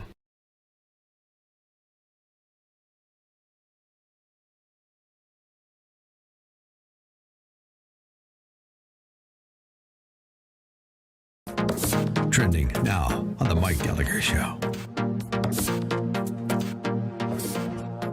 Remember that stupid video where AOC was grandstanding for the cameras in a white suit? Remember her at that chain link fence in an empty field, weeping and crying? Oh, these poor kids, Trump's a monster. These children are in cages. Now, when children are in cages under the Biden administration, she's pushing back, saying, don't even say surge. You're being a white supremacist. You're talking, when are we going to stand up and say we are tired of this crap? When are we going to call the Alexandria Ocasio-Cortezes of the world out for what they are? They are pandering, hypocritical, narcissistic fools. You got thousands and thousands of children piled on top of each other because Joe Biden said there aren't going to be any borders. Come on in. We want a couple million people. Want me to play the clip of Biden leaning forward in that creepy way he occasionally does and says, you know what we need? We need 2 million people to come to the United States when he was on the campaign trail. Remember that? So now look what we got. We got thousands of scared, frightened, in many cases, COVID-positive children. One report was that one of the border locations had a population including up to 10% of the kids with COVID. We're not going to rip children from their parents' arms. You know, that press secretary pulled that crap again the other day. Keep up with what's trending. Subscribe on YouTube today. Trending now on the Charlie Kirk Show. And they are not insurgents. And we are not being invaded, which, by the way, is a white supremacist idea, philosophy. She doesn't know what philosophy means, and that's okay. She's not very bright. She has a very big, very substantial following, I should say. Alexandria Ocasio-Cortez is articulating why she's angry at the people that are angry, that the left seems completely uninterested in complaining that the Biden administration is actually doing everything on the border worse than the Trump administration. But why is it that it feels as if we are slow to move against Joe Biden? I remember against Barack Obama. It was organic. It was real. There was a response that was unscripted. Patriots across the country rose up and started Tea Party groups. Candidates ran for office. Rick Santelli's famous rant in 2009 or 2010. And I'm reminded by a phrase that substance does not matter as much as style in the eyes of most voters. You see, what we make fun of Joe Biden for is actually a winning quality to most voters. The fact that Joe Biden is kind of sleepy and slow, the fact that Joe Biden falls upstairs, which is a rather remarkable thing. It's exactly what the ruling class wants. You see, Joe Biden is like the grandparent that kind of falls asleep in front of the television at 7 o'clock. Keep up with what's trending. Subscribe on YouTube today. Trending now on the Larry Elder Show. Likely to be raised under a roof with his biological mother and biological father than today, but for some reason, Maxine Waters wants to talk about what slavery did to the family, but she doesn't want to talk about what the welfare state has done to the family. I digress. I mean, they've always been in charge, and I think that They have always been in charge. Should I mention Barack Obama being president 8 years? Can't do that. Now, not only, of course, is what Maxine Waters said flat out bigoted, it's dangerous. She's getting people killed. It's called the Ferguson effect. Because the police have been unfairly accused of being racist, they pull back. Bad guys know it. And innocent civilians, when they have an interaction with the police, if they're young black, why would you comply? Why would you follow what Larry Elder is saying, comply, you won't die, if in fact you sincerely believe, as Maxine Waters says, that the police believe it is their job, quote, to keep you in your place, close quote. She's making things worse. Keep up with what's trending. Subscribe on YouTube today.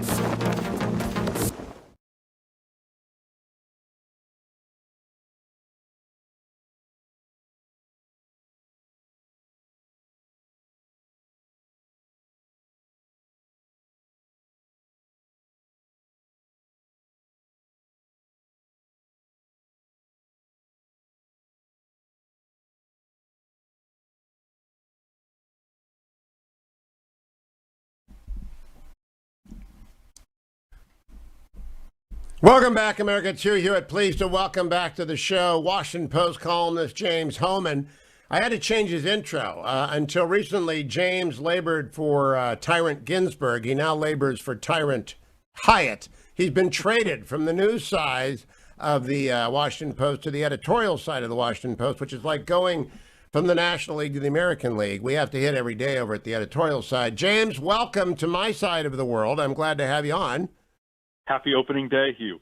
I know. The Indians are up in Detroit, so that should be a win. I don't know if the Twins are playing baseball this year. Are they actually functioning? Are they a club this year? They're a club, but I mean, it's so hard to have any hope after what happens every year in the playoffs. Now, James, I had an argument about you last week with a noted Minneapolis jurist, Minnesota jurist, and you have to answer it. The noted Minnesota jurist and I argue over who stopped you from going to law school so that you can have a productive career as a Washington Post columnist. I take credit for that, and the noted jurist says, no, he gets credit for it. Who's right? You guys are both right. Well, that is not a good columnist answer. You can't do that. You'll end up like E.J. Dionne. You'll like everybody it that way. No, you gotta take a side. Okay, you get the credit then, Hugh. All right, good. That's the right answer. Hey, you are covering the Chauvin trial. You are a Twin City native. Tell us what that means to you and what you're writing about it and what you expect to happen. I expect he will be convicted. I think he murdered the man. I've said that for a year. What do you think is going to happen? Yeah, I mean, I think he will too. I'm not sure that they'll get him on the third-degree murder charge. You know, we'll see. I'm really looking forward to the testimony we expect on Friday of the Minneapolis police chief. Both sides are looking forward to getting to question him. You know, the first couple of days were now, this is day 4 that's about to start here, have really been the bystanders, the people who were standing there and sort of happened upon the scene. None of them knew George Floyd at all. And I found their testimony pretty compelling. And, you know, just in terms of a broad mix of people, you know, a guy who had just been fishing with his son on Memorial Day, an off-duty firefighter.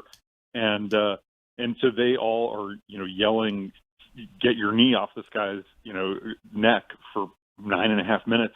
And what's been interesting is the defense strategy is that one of the reasons that Chauvin, the officer, didn't get his knee off the neck was that all these people were yelling at him. But when you watch the tape and when you listen to these people's story, you say, like, well, if you were watching someone getting, you know, their neck basically dying that way, you'd also want to be yelling, stop what you're doing. So that, I think, has been one of the interesting storylines of the first 3 days of the trial. Now, James, when you were in high school or junior high, maybe in elementary school, I was covering the trial of the officers who beat Rodney King. And It was in Simi Valley. And everyone expected they would be guilty. And when they weren't guilty, for PBS and for KFI Radio, I ended up covering riots that consumed the city in a convulsion of anger and violence that killed 50 people plus, the LA riots of 1992. Is the expectation of a conviction? And if there isn't a conviction, what will happen in Minnesota? It's going to be terrible. I mean, already crime is way up in Minneapolis. You know, 200 officers have left the force in Minneapolis because they don't feel like they can do their jobs. You know, the area where George Floyd died has basically become a no-go zone. It's really terrible. A lot of innocent people getting hurt because law enforcement is basically pulled back. But the city is on total lockdown. I don't think we're going to have a verdict for another month, at least. But there's no question that if it's not a conviction, that there will be a lot of violence. And then, we which is terrible, obviously. And then we have the 3 other trials for the 3 other officers who were on the scene that are slated to start in August. So unfortunately, there's sort of a lot of opportunities for potential rioting and mob violence. Now, how close to Twin Stadium is the scene of the murder? Not that close. This is South Minneapolis. This is like the worst neighborhood of the Twin Cities. It's probably, I guess, maybe 15 or 20 minute drive. And how transfixed? The King trial both had the attention of Southern California, but didn't, because we assumed, it wasn't like O.J. Simpson. The whole country was watching Simpson. Right. And everyone assumed he was guilty and he was innocent. Here, everyone assumed they were guilty and they were innocent, ruled innocent. Everyone assumed the officers would be convicted, so it was a surprise. But we were all kind of watching it half-heartedly. How much of attention span in Minnesota is on the Chauvin trial? So far, this is the first week, and I think it's going to get bogged down next week when we start getting into, back and forth over toxicology reports and, but right now I think that the people are very engaged, including people in the suburbs. I do think it is sort of this big cultural moment in the Twin Cities.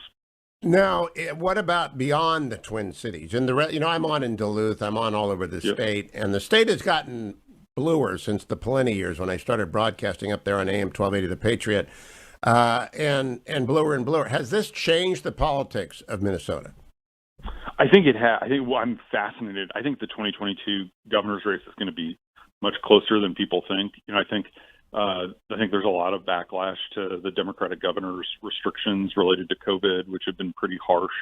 And I do think that if there is more violence this summer, like there was last summer, that will hurt Democrats who are in power. And so I think, everyone in the state is watching. I don't think, there was some talk about, well, should there be a change of venue from Minneapolis to Duluth or to Fargo, or not Fargo, but Moorhead.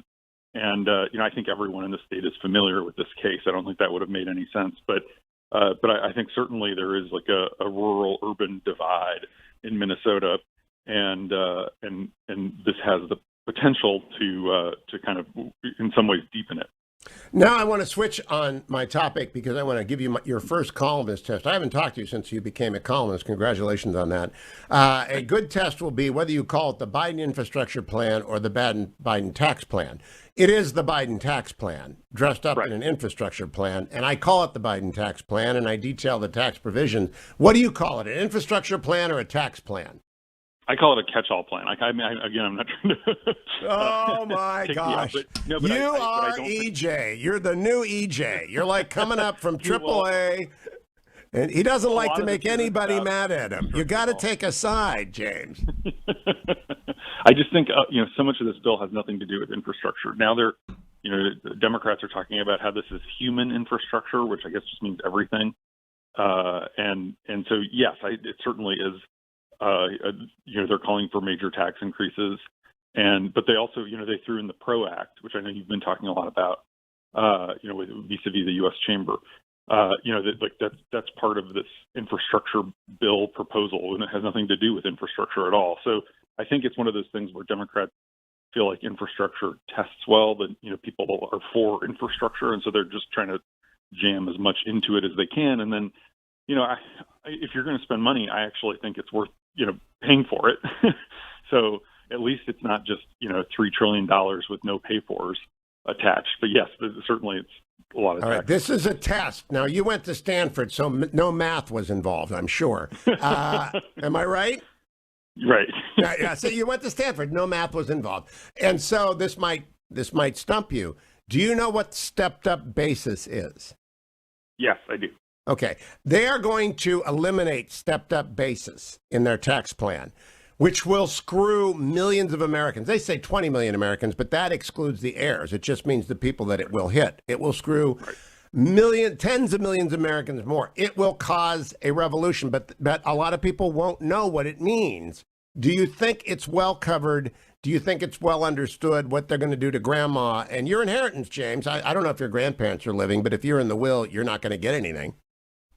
Well, I don't think that that's been covered much yet, and I do think this is an opening, and I don't mean to shake you out. I mean, I think this is an opening for Republicans. People haven't been worked up about Joe Biden personally. They weren't worked up about the COVID bill because I think people generally feel like, oh yeah, we need to spend money on COVID.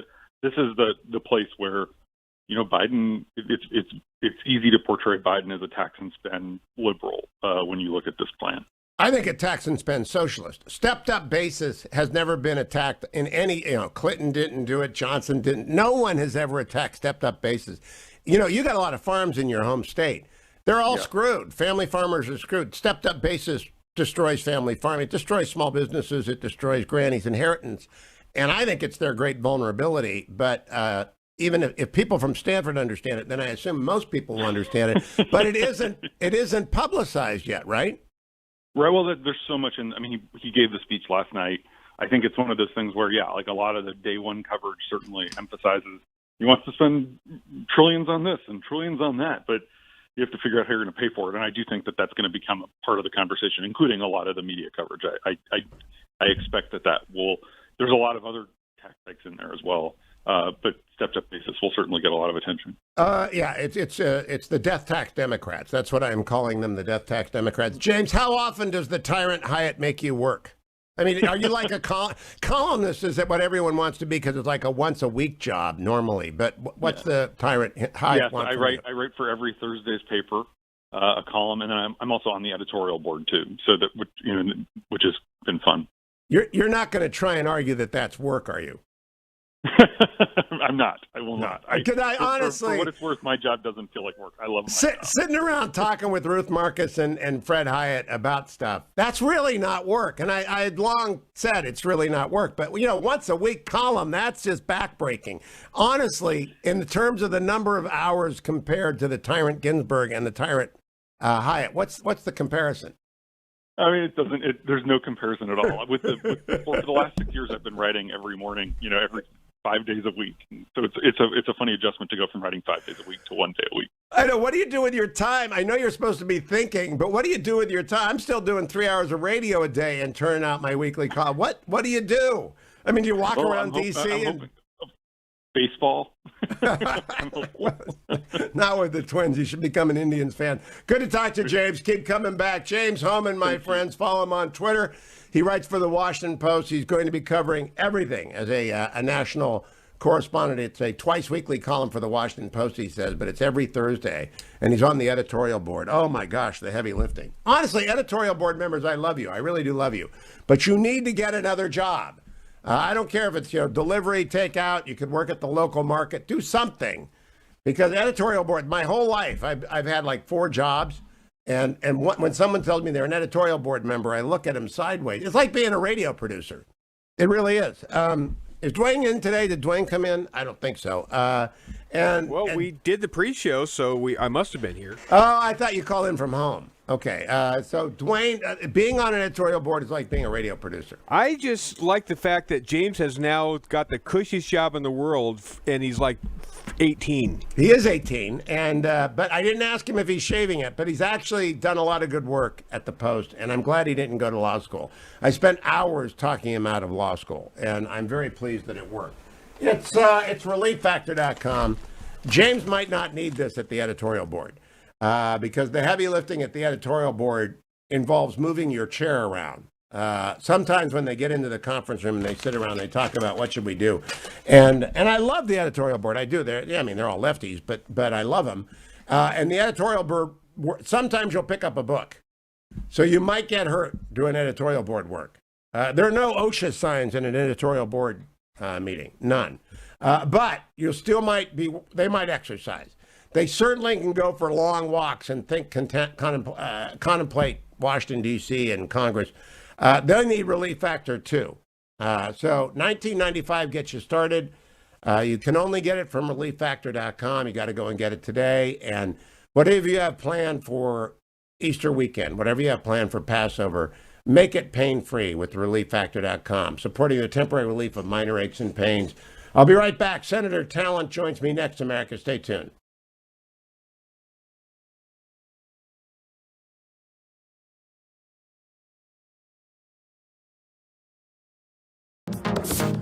Trending now on America First with Sebastian Gorka. And then the interview, a long interview on Tucker Carlson's show last night. An interview which friends of mine in the conservative media have said was not good for Matt Gaetz. I had a slightly different reaction. I thought he composed himself and comported himself well.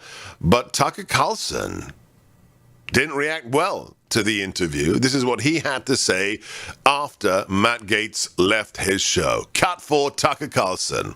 If you just saw our Matt Gaetz interview, that was one of the weirdest interviews I've ever conducted. That story just appeared in the news a couple of hours ago. And on the certainty that there's always more than you read in the newspaper, we immediately called Matt Gaetz and asked him to come on and tell us more, which, as you saw, he did. I don't think that clarified much, but it certainly showed this is a deeply interesting story, and we'll be following it. Don't quite understand it, but we'll bring you more when we find out.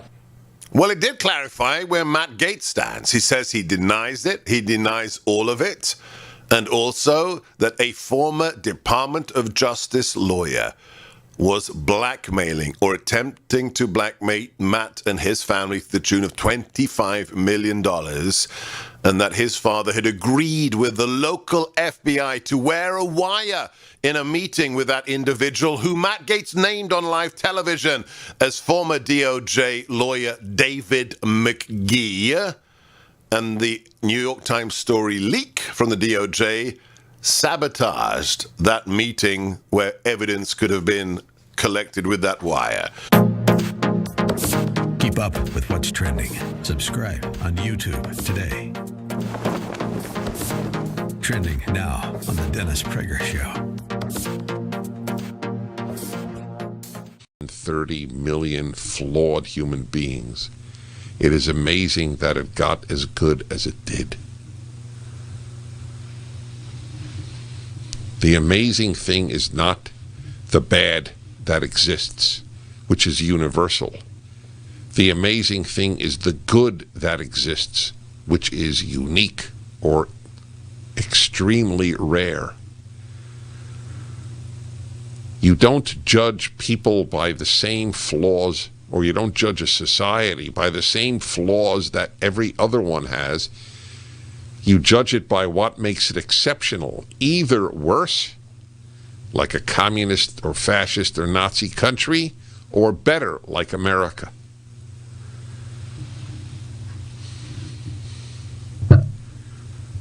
I have a particular love of classical music, as you know. You know who love classical music the most, by far, certainly in the young generation, are Asians, Koreans, Chinese, and Japanese in particular. If you look at European orchestras, there are so many Asian players. The non-West may save the West. I'll tell you who may save Catholicism, and maybe all of Christianity, are Africans. Keep up with what's trending. Subscribe on YouTube.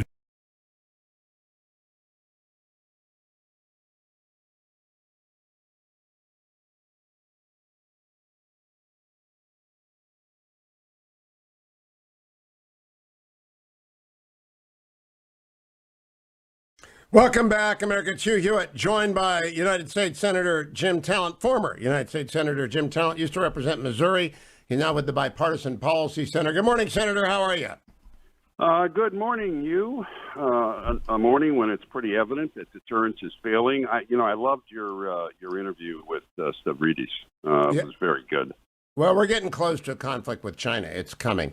But today I want to ask you about a different thing. I know Kelly O'Donnell. Kelly O'Donnell is a friend of mine. She works for NBC News, and she had a tweet 11 hours ago. My story tonight for NBC News. President Biden unveils $2 trillion infrastructure plan. It is not, Jim Talent, an infrastructure plan. It is a massive tax hike plan. But not only Kelly, the New York Times, the Wall Street Journal, the Washington Post, they all call it an infrastructure plan. It is the largest tax hike in gross dollars in American history. When are we going to cover that?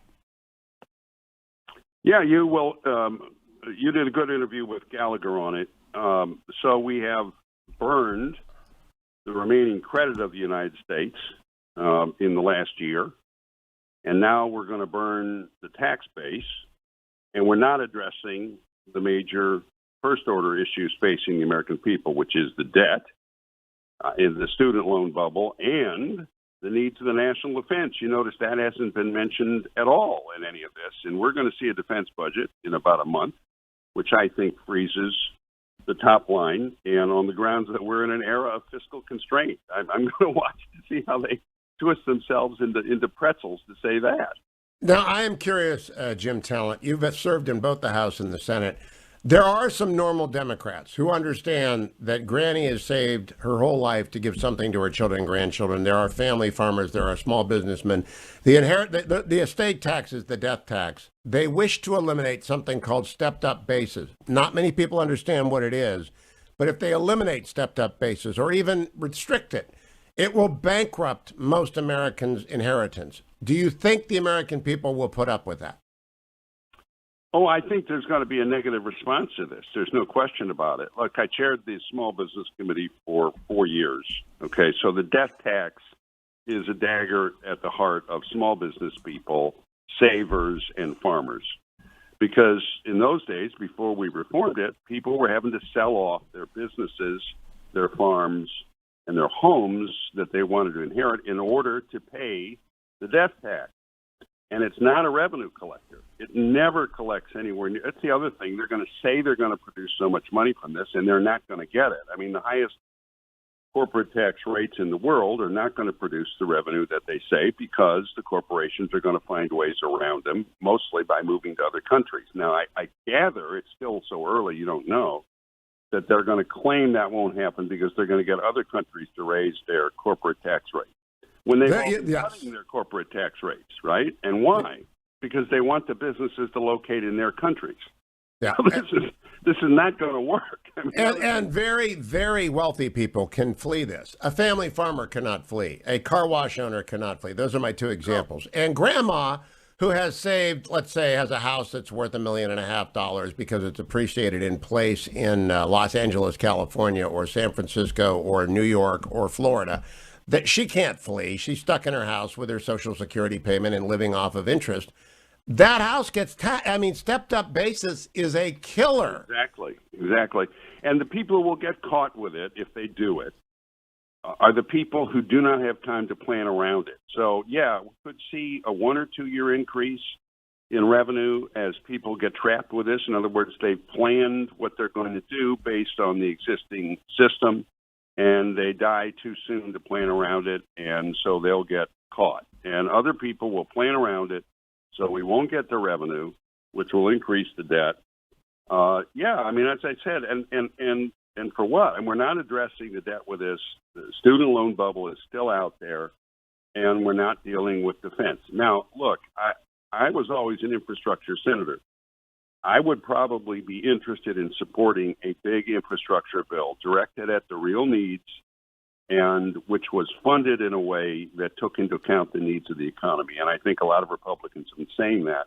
We'll see if that's what happens with this. It sure looks like it's not how they're going to try and do this, that they're going to try and roll this. Jim, I have supported a national sales tax forever for the simple reason people understand sales tax. Mm-hmm. And it might be 20%, it might be 5%. I don't know where it would end up to get the money that they need. But it's I don't like that. People don't understand that. I like things that taxpayers understand. What do you think about a national sales tax? Yeah, I'm very open to a consumption tax. We used to kick this around when I was talking with Romney's economic people, when he was running. Because that's something that could put us on a more sustainable financial basis going forward, depending on how it was done. And the other thing is, actually will, if you want to raise revenue for real needs, if that's what I think a responsible left of center approach would be, that's the direction you would go in. This is not going to raise the revenue that they say it's going to raise. I It doesn't matter. That whatever they do along these lines is not going to work, because people are not just going to say, oh, yeah, we're not going to try and avoid these taxes. We're going to see businesses move out. We're going to see small businesses playing around this, and the smaller businesses get stuck paying it. That's what's going to happen. Jim Talent, always great to talk with someone with your perspective. Follow him on Twitter at Jim Talent. Happy Easter, my friend. Don't go anywhere, America. Hour 3, straight ahead on the Hugh Hewitt Show.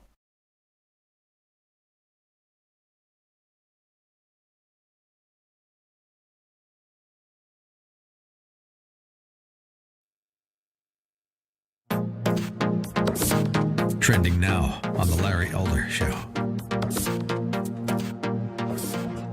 But as it relates to our kids are unfortunately being harmed as a result of some of these policies. We've never asked the question, what is the result of the policy of keeping kids out of school? What harm could possibly come to kids?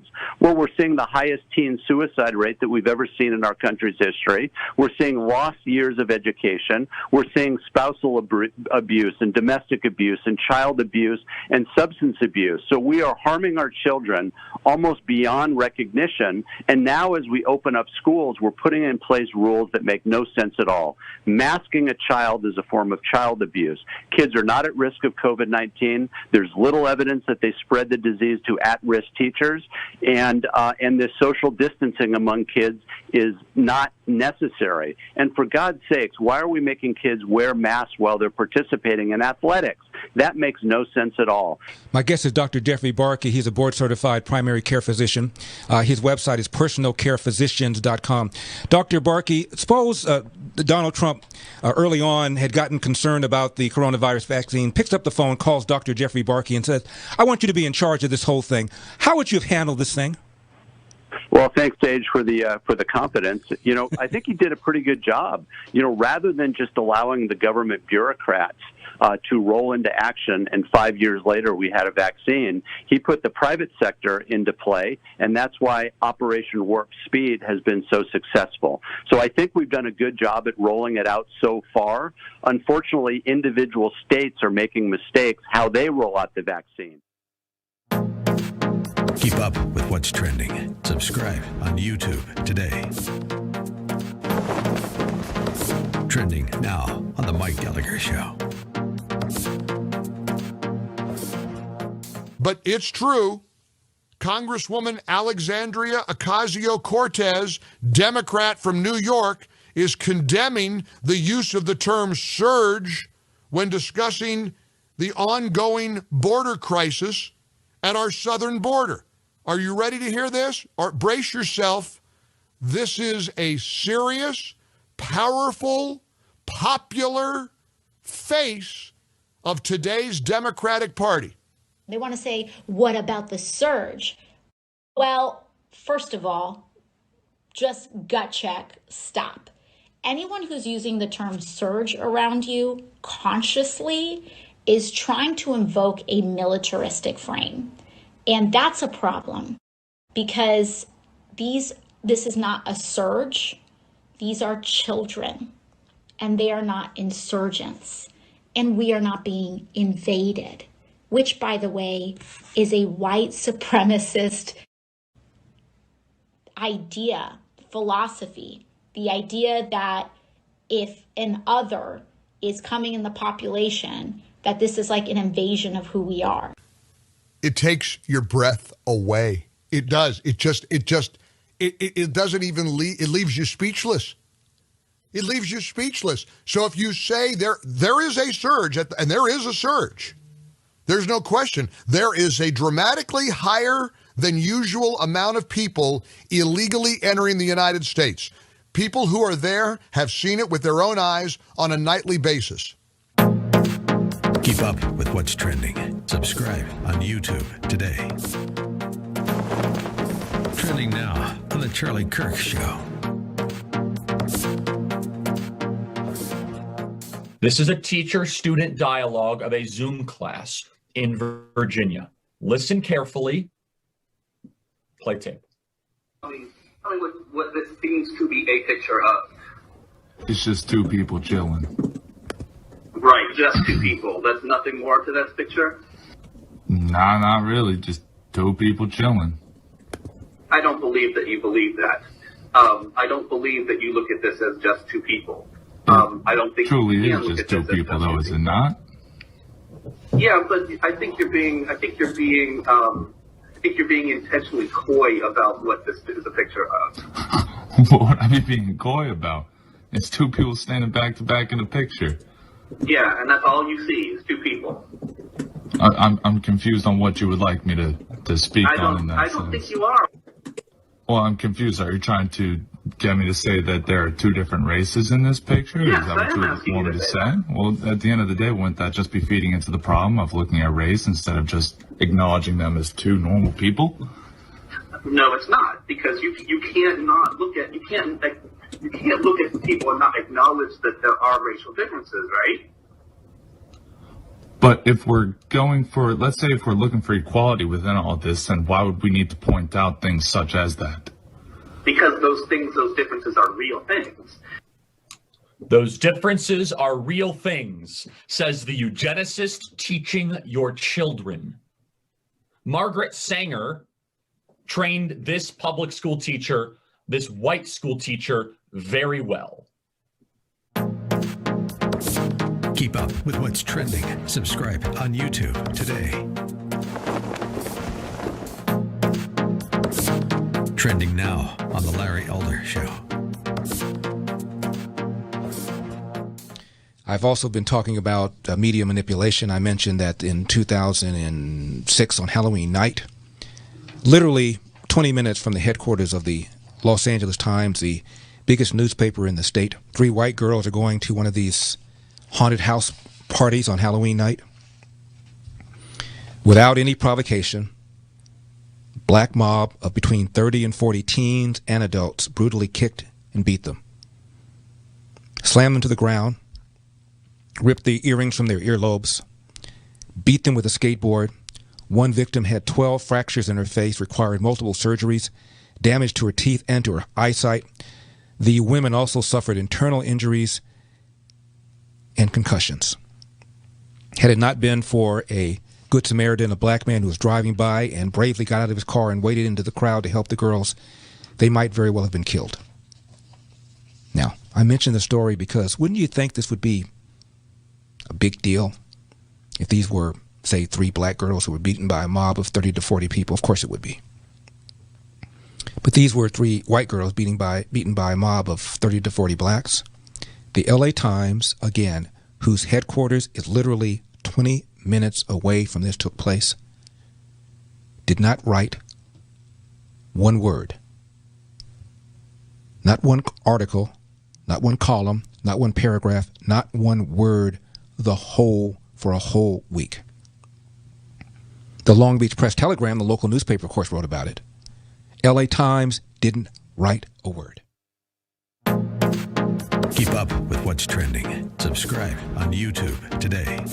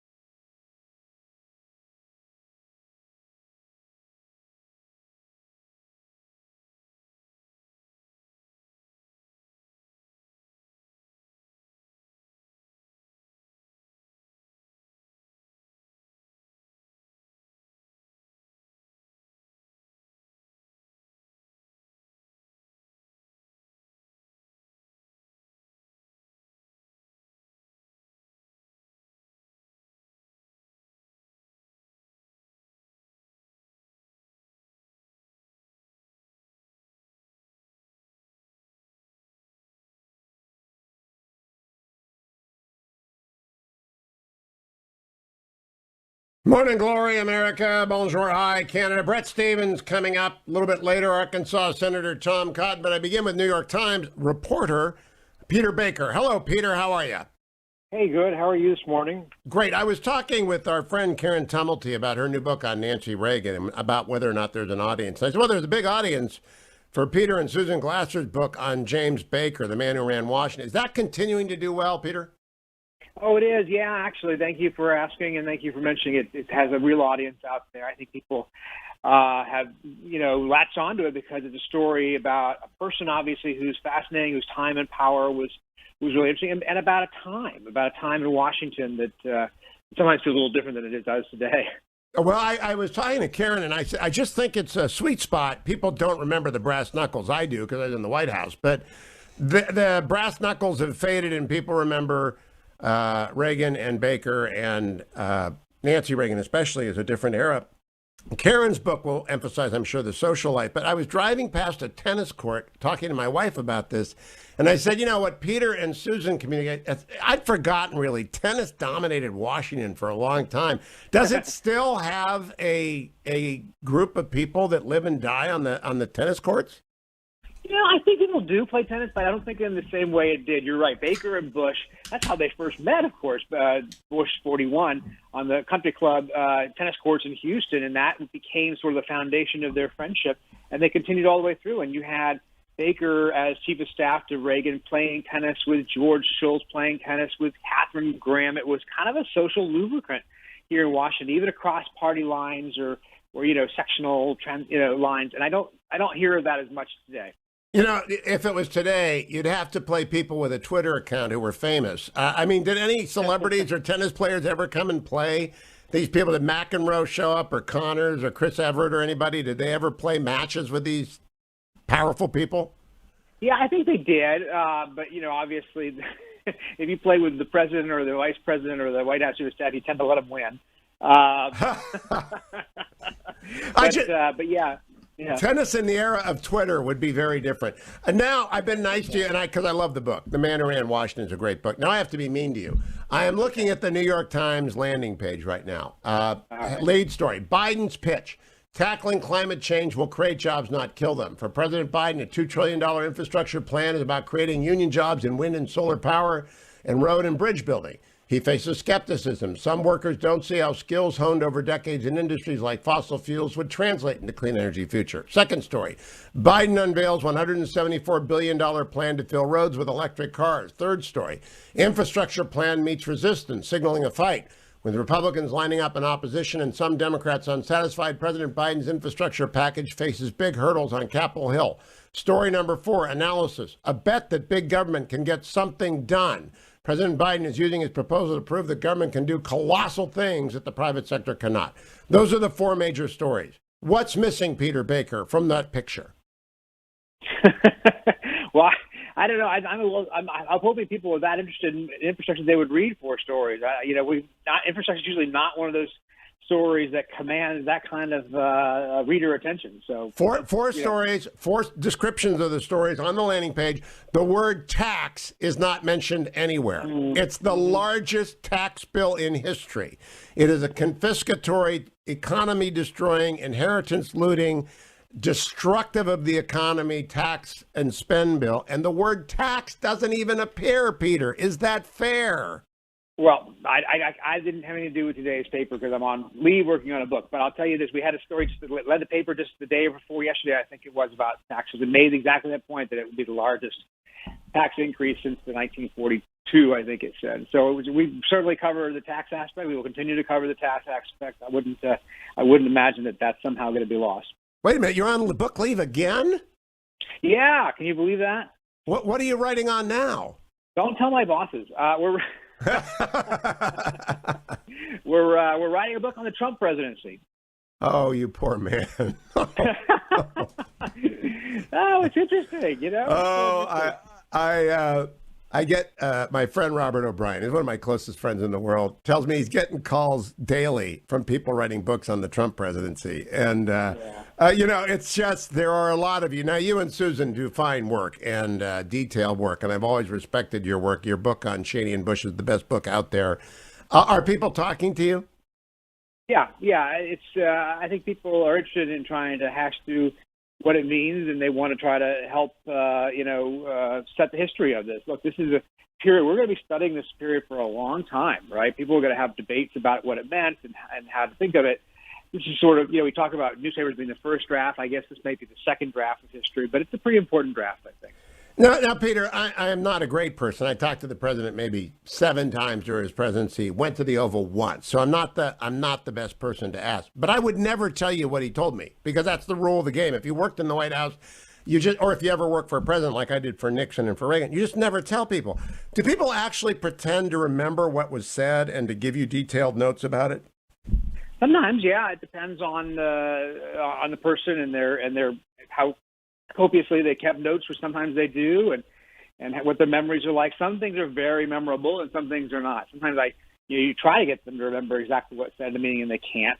And obviously, you have to recognize that people's memories are flawed, and try to verify things, and keep in mind that people's memories are flawed, and make sure you've cross-checked and made sure they haven't conflated one meeting with another, and all that. So it's a laborious and sometimes tough process, but I think it's worth it. I think it's worth doing. Are you racing? Because Woodward's doing. I mean, Michael, who wrote the first? Michael Wolff is writing a book, which will be worthless in my view, because the guy just makes stuff up. But will you be? I should qualify that. People say Michael Wolff just makes stuff up. I don't know. I didn't read his book. Are you racing because of the competition for Trump books? Well, we've talked about that. Obviously, there is a virtue in getting out first. I think there's a virtue in getting it right, and I think that's our bigger focus. So we're going to take the time it takes to get it right. I think ours is the one book out there that I know of that's trying to capture all 4 years in a single volume. It's not just taking a piece of the presidency. It's not just doing a certain time-limited part of it. And so I think that means we want this book to be the book you want to read 10 years from now and 20 years from now, not just next year. All right, now I am testing with reporters who call in, and I will do it with Bret Stephens later as well, and I did it with James Hohmann. Do you know what stepped-up basis is? Stepped-up basis. Okay, I'm going to fail the test. Okay, well, it's a tax rule that when... I thought so, but I... Yeah, and it's a tax rule that if you and Susan own a home, and I don't want to ask you personal details, but if you own a home and you both get hit by a bus, your children, and I know you have boys, they would inherit under the rules today your home, and it would be valued at whatever it's worth on the day you get hit by the truck. They wouldn't have to pay taxes on the difference between what you paid for it and what it would be worth when they inherited it. Joe Biden wants to do away with that rule, and it will devastate Americans. I mean, millions of Americans who have no idea, like you, of what the stepped-up basis rule is. So if the Biden administration is counting on changing rules like that, do they get away with it, in your opinion, Peter? Well, it's a good question. I don't know the answer to that. I do think that we will, as journalists, will be covering the impact of the tax plans as they come out, and as we pick at them one-on-one. There's a lot of, as you point out, there's a lot of tax implications in this proposal. I'm not sure the question is whether it's even going to get that far. I can't see at this moment that they have 50 votes, much less the 60 that they might have needed if they don't get the reconciliation rule that Schumer seems to want to use. And I think that that's going to be part of the debate, right? Which taxes, if any, are going to be raised, and who's going to pay the price? Yeah, Jim Talon and I were just talking. I'd support a national sales tax for infrastructure. I really would, because it's transparent. You know what you're paying. But they want to do away with things like stepped-up basis, which are hidden taxes. And my curiosity is whether or not reporters will actually dig into who gets hit by this. And the Chamber of Commerce is utterly worthless. You know, they're discredited. Nobody cares what they say. They tried to play nice with the Democrats, and now they're mad about the bill. They're utterly discredited. But I am concerned that every story is talking about infrastructure and no stories are talking about taxes.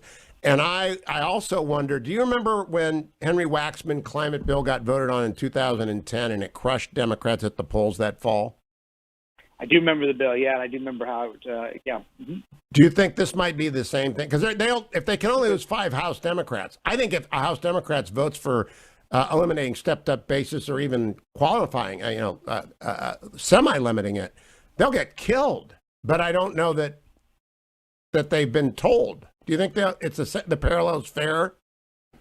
Yeah, I think taxes obviously is going to be a big issue in this coming midterm. I think I'm assuming the Republicans are going to run on taxes and on spending. They're going to say, look at all this, since we left office or we left power, you've added X trillion dollars to the deficit or as a debt. You're going to add X trillion dollars to your tax bill. And I'm sure it's going to be a huge issue litigated next year, depending on how it passes or doesn't pass. Oh, and how it's covered and not covered. I hope you get your book done soon so you can be back in the fray. Peter Baker of the New York Times, thank you. Don't go anywhere, America. I'll be right back.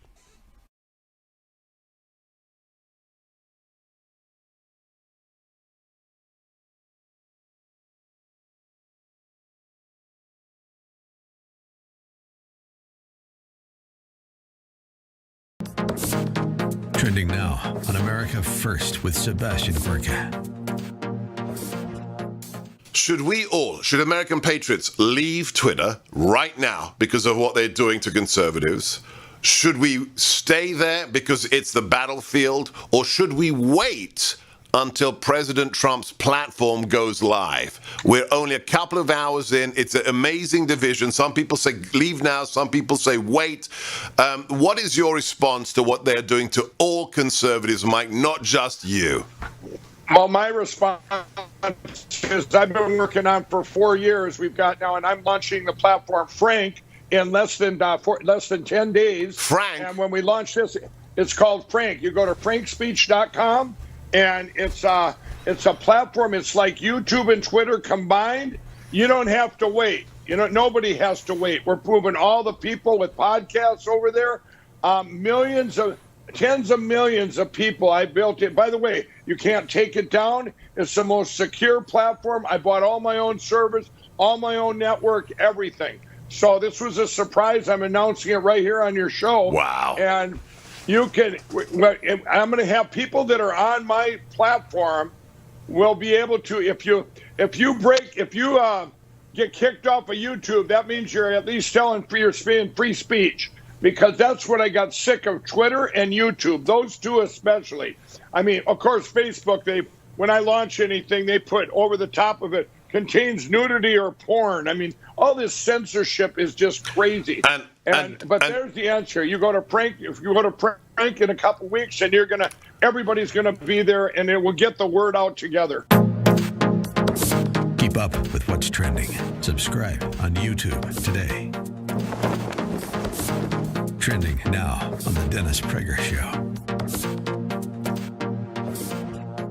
Right now, if it hasn't happened, it will happen. They will simply declare classics as an example of white supremacy. Absolutely. I think that is where we're headed. And it's a shame because classics really taught me how to analytically think and critically think, and I think that's where I developed a lot of the foundation for being able to reason through things. And it's funny, I came out as a conservative maybe 6 or 7 months ago, and a lot of people who had also studied classics, even though it's a small major at Cal, had reached out to me and said that they too were closet conservatives.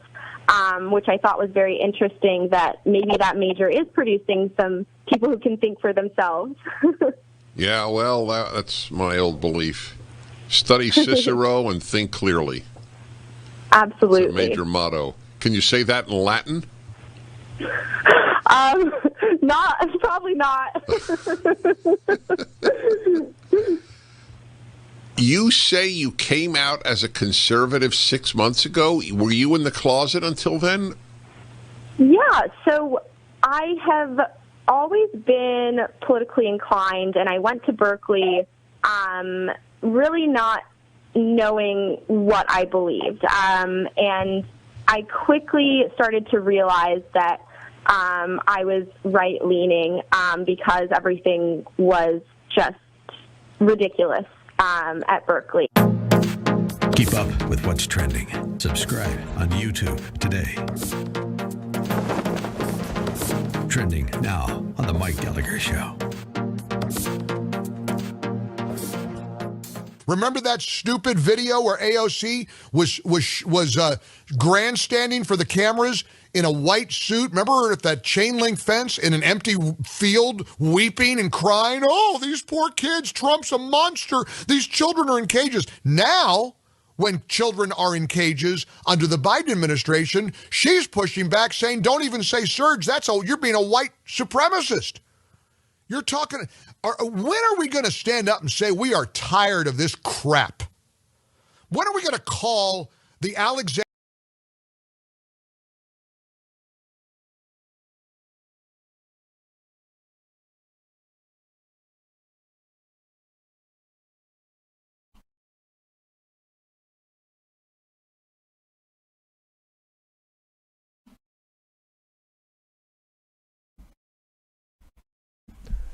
Welcome back, America. 22 minutes after the hour. That's our Easter song, written by yours truly, Tarzana Joe, poet laureate of the Hugh Hewitt Show. Tomorrow is Good Friday, and Salem is closed. Stock markets are closed, so we are having our poem of the week early this week. Good morning, Joe, and happy Easter to you. Happy Easter to you. I've spent the last 2 days planning how to spend Tarzana Joey's inheritance.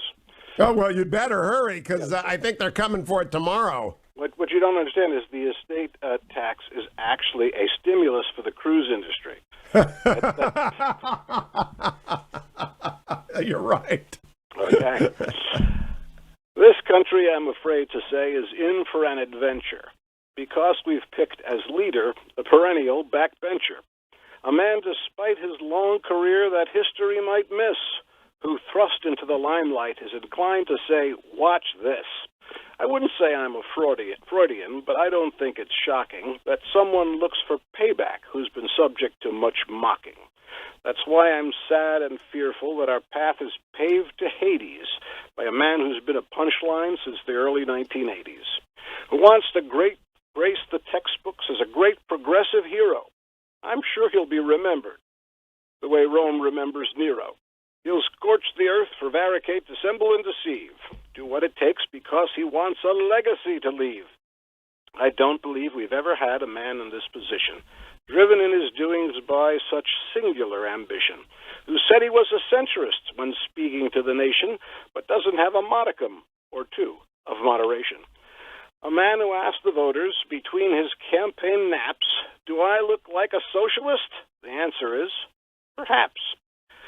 The best defense against such folks who want to hang their star is hoping when they reach, they go and reach too far. That's Say It Ain't So, Joe, by Tarzana Joe. Now, Joe, I got to ask you, does mocking really rhyme with Freudian? Did I miss that? I think I said shocking was mocking. What rhymes with Freudian?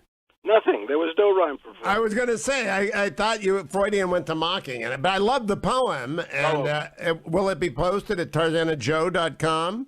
It must be. Yes, it must be. And will there be any poetry written over Easter from brides who have decided they're going to get married because California's reopening?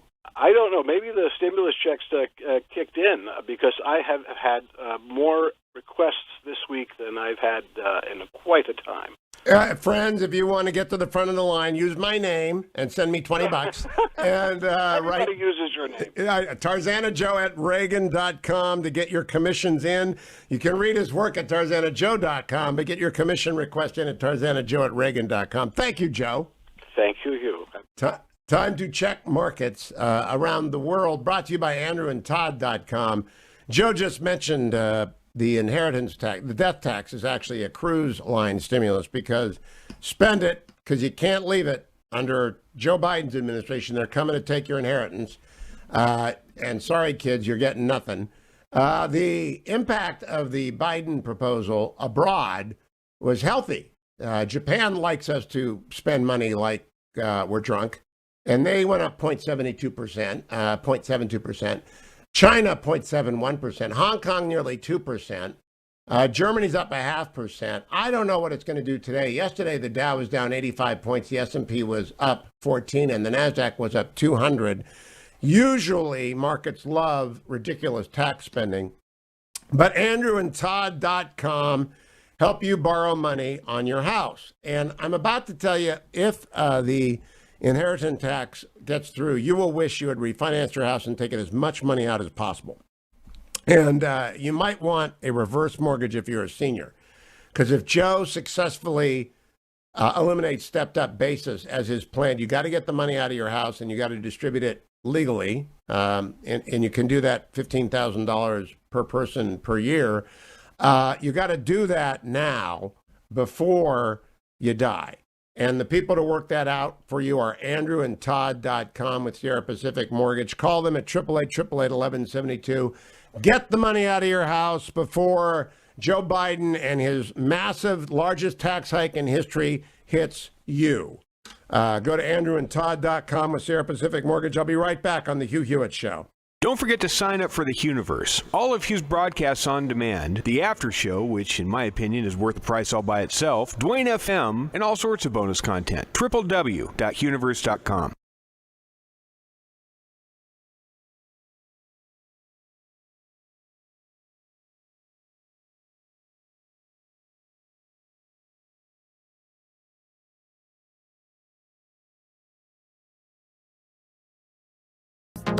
Trending now on the Mike Gallagher Show. Remember that stupid video where AOC was grandstanding for the cameras in a white suit? Remember her at that chain link fence in an empty field, weeping and crying? Oh, these poor kids, Trump's a monster. These children are in cages. Now, when children are in cages under the Biden administration, she's pushing back saying, don't even say surge. You're being a white supremacist. You're talking, when are we going to stand up and say we are tired of this crap? When are we going to call the Alexandria Ocasio-Cortezes of the world out for what they are? They are pandering, hypocritical, narcissistic fools. You got thousands and thousands of children piled on top of each other because Joe Biden said there aren't going to be any borders. Come on in. We want a couple million people. Want me to play the clip of Biden leaning forward in that creepy way he occasionally does and says, you know what we need? We need 2 million people to come to the United States when he was on the campaign trail. Remember that? So now look what we got. We got thousands of scared, frightened, in many cases, COVID-positive children. One report was that one of the border locations had a population including up to 10% of the kids with COVID. Oh, we're not going to rip children from their parents' arms. You know, that press secretary pulled that crap again the other day. Keep up with what's trending. Subscribe on YouTube today. Trending now on the Charlie Kirk Show. And they are not insurgents. And we are not being invaded, which, by the way, is a white supremacist idea, philosophy. She doesn't know what philosophy means, and that's okay. She's not very bright. She has a very big, very substantial following, I should say. Alexandria Ocasio-Cortez is articulating why she's angry at the people that are angry, that the left seems completely uninterested in complaining that the Biden administration is actually doing everything on the border worse than the Trump administration. But why is it that it feels as if we are slow to move against Joe Biden? I remember against Barack Obama. It was organic. It was real. There was a response that was unscripted. Patriots across the country rose up and started Tea Party groups. Candidates ran for office. Rick Santelli's famous rant in 2009 or 2010. And I'm reminded by a phrase that substance does not matter as much as style in the eyes of most voters. You see, what we make fun of Joe Biden for is actually a winning quality to most voters. The fact that Joe Biden is kind of sleepy and slow, the fact that Joe Biden falls upstairs, which is a rather remarkable thing. It's exactly what the ruling class wants. You see, Joe Biden is like the grandparent that kind of falls asleep in front of the television at 7 o'clock. Keep up with what's trending. Subscribe on YouTube today. Trending now on The Larry Elder Show. You agree with this? I believe that it stems from the history of this country. It stems from slavery, when whites were absolutely in charge, and they absolutely controlled the lives of people and their families. Can I just stop right here for a second? She's talking about why it is that the police feel that they have this kind of authority and they can brutalize black people. Why doesn't she spend a little bit of time talking about what the welfare state has done to the family, since she's so concerned about what slavery did to the family? Even during slavery, a kid was more likely to be raised under a roof with his biological mother and biological father than today. But for some reason, Maxine Waters wants to talk about what slavery did to the family, but she doesn't want to talk about what the welfare state has done to the family. I digress. I mean, they've always been in charge, and I think that They have always been in charge. Should I mention Barack Obama being president 8 years? Can't do that. Now, not only, of course, is what Maxine Waters said flat out bigoted, it's dangerous. She's getting people killed. It's called the Ferguson effect. Because the police have been unfairly accused of being racist, they pull back. Bad guys know it. And innocent civilians, when they have an interaction with the police, if they're young black, why would you comply? Why would you follow what Larry Elder is saying, comply, you won't die, if in fact...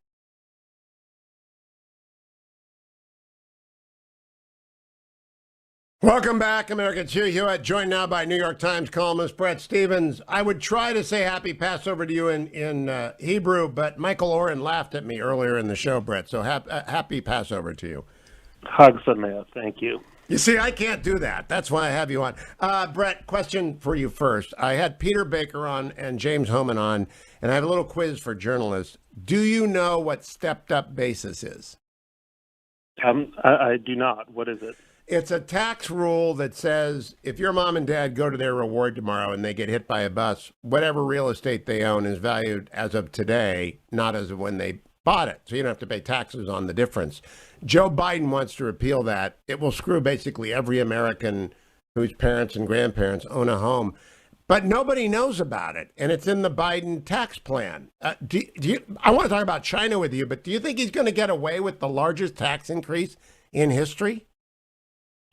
Well, it would worry me if he does. Now that you tell me, I think. Look, I suspect he isn't, because I think on balance, the 50-50 Senate is really a 51-49 Republican Senate because of Joe, of our senator from West Virginia. Yeah, Joe Manchin. Joe Manchin. And I think it would be extraordinarily bad economics. I mean, obviously, I have to look at the tax plan, and as your audience just found out, I haven't done so in the last week or so. I've been working on some other things, but on the whole, I'm of the view that large tax increases are overwhelmingly regressive for the entire economy, including those that hit people who are allegedly wealthy, but really have just been building up wealth through savings or through the fact that their assets have become more valuable over the years, and that ends up being a massive hit on the middle class. That is, to me, the Achilles heel of his plan, is that it is corporate income taxes. People don't understand how regressive they are. They are. But they do understand when you go after taxes are just passed on to consumers. Exactly. Exactly. That's the worst. That's the worst of it. I mean, people imagine that some corporate fat cat is somehow suffering from it. No, he's just jacking up prices marginally on consumers, many of whom are at lower levels of income. Yeah, a wealth tax is transparent. A sales tax is best. And I would support a sales tax if we need to rebuild bridges and roads. By all means, go for it. But not the stepped-up basis. That penalizes people who have indeed stayed in one or two houses over their entire life and built up real estate equity and saved in their 401k and actually want to leave their kids something. That's who gets screwed by this. Now, let me turn to your column, Bret, because how will we win the Second World War is very important. The Nixon Foundation, of which I am president, started the Nixon Seminar, which Mike Pompeo and Robert O'Brien co-chair, and it has 15 China scholars and national security experts in it. And we talk about China once a month. This month, Peter Thiel is joining us to talk about tech transfer. They're all China hawks. And in Josh Rogan's excellent new book, Chaos Under Heaven, the fight between the right-wing crazies, Bannon and gang, and the Wall Street types, Mnuchin and Steve Cohen, Gary Cohn, and the hardliners, O'Brien, Pottinger, Pompeo, is detailed extensively. And the war with the Chinese Communist Party has been underway for a long time. You are the first major columnist to call it the Second World War that I have seen. Second Cold War. Second Cold War, yeah, Cold War. That's an important distinction. Big difference, yeah. And so you're the first one to actually tiptoe that term out there. Today, Jimmy Lai is going to jail in handcuffs. I don't know if you've seen that news. They're saying Jimmy Lai is a friend. Jimmy Lai is a friend of mine. I used to see him every time I'd go to Hong Kong when I was at the Wall Street Journal. One of my responsibilities was overseeing our editorial pages based out of Hong Kong. Jimmy, along with Alexei Navalny, is one of the most courageous individuals I know of. And what has happened to Hong Kong, and the fact that it has happened almost unnoticed, or at least it has happened without incurring, the kind of outrage that it deserves, is one of the most depressing signs of our age. Jimmy Lai has to become the new Solzhenitsyn. He has to become the new Sakharov.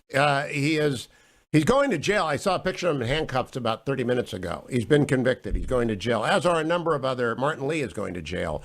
Yeah.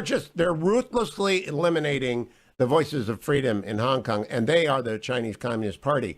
Will Americans speak up? Will there actually be, because there are a lot of Americans invested in China, Bret, the NBA players who make their shoes there, they don't care about a genocide in Xinjiang. Will Americans even notice? Well, they haven't. I mean, that's what's so devastating about what has happened to Hong Kong. Essentially, a city of many millions of people, I don't know, 5 or 6 million people, has been taken over by a tyranny in open violation of international law. And aside from a few courageous voices mainly in Britain and the United States, the world has collectively shrugged. And so it's a little bit like the Rhineland occupation of 1936, when Germany flagrantly violated international law, the Versailles Treaty, by remilitarizing the Rhineland, and the world decided that it had better things to do. And I use that Rhineland comparison quite purposively because it is going to embolden the China's leadership for their next morsel, which I fear is going to be Taiwan. I think it is Taiwan, and I have been talking with a senior East Asian diplomat last week who told me it won't be an invasion. It'll be little green men that will be all over the deep cells in China, and they'll just show up one day and arrest everyone. Let me ask you, Bret, about Americans, though. The other 1930s comparison is there's an honest-to-God genocide that even Tony Blinken and Mike Pompeo agree on, among the Uyghurs and other minorities in Xinjiang. And, of course, the Tibetan people have been slowly being destroyed over a generation. But it's like the Jews in Germany in the 30s. Nobody knows, nobody cares. We actually know, but, NBA players don't care. Any way to make them care? Well, look, I mean, first of all, I understand that technically what happened. First, let me make a couple points.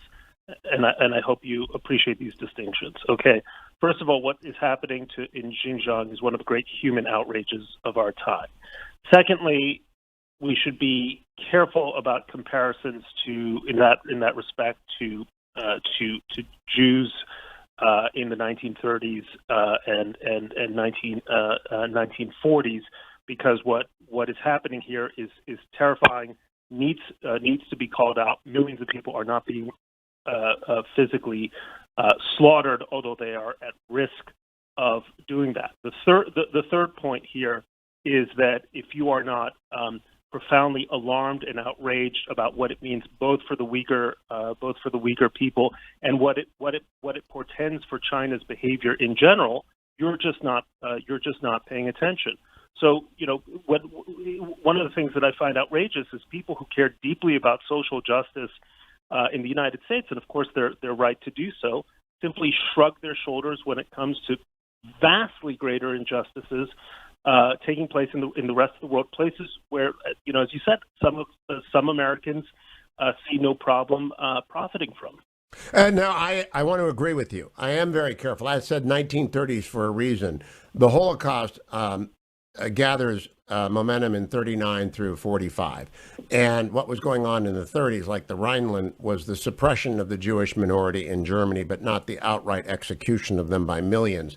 I think that the 30s treatment of the Jews in Germany does have a counterpart with the Uyghurs and other ethnic minorities. Yeah, I agree. I just want to be very careful. Yeah, we don't want people to. There is no yet massive, large-scale immolation of a people based on their ethnicity or their unacceptability in the order of the regime. However, I will say, since systemic racism is on the lips of everyone, I think the Chinese Communist Party is the most systemically racist government maybe in history. Do you agree? Well, the Nazis are hard to beat, and Stalin vis-a-vis the kulaks is hard to beat, but they're up there. The Han bigotry, the anti-Han bigotry of China, the anti-anybody but Han bigotry of China is pretty extreme, Bret Stephens.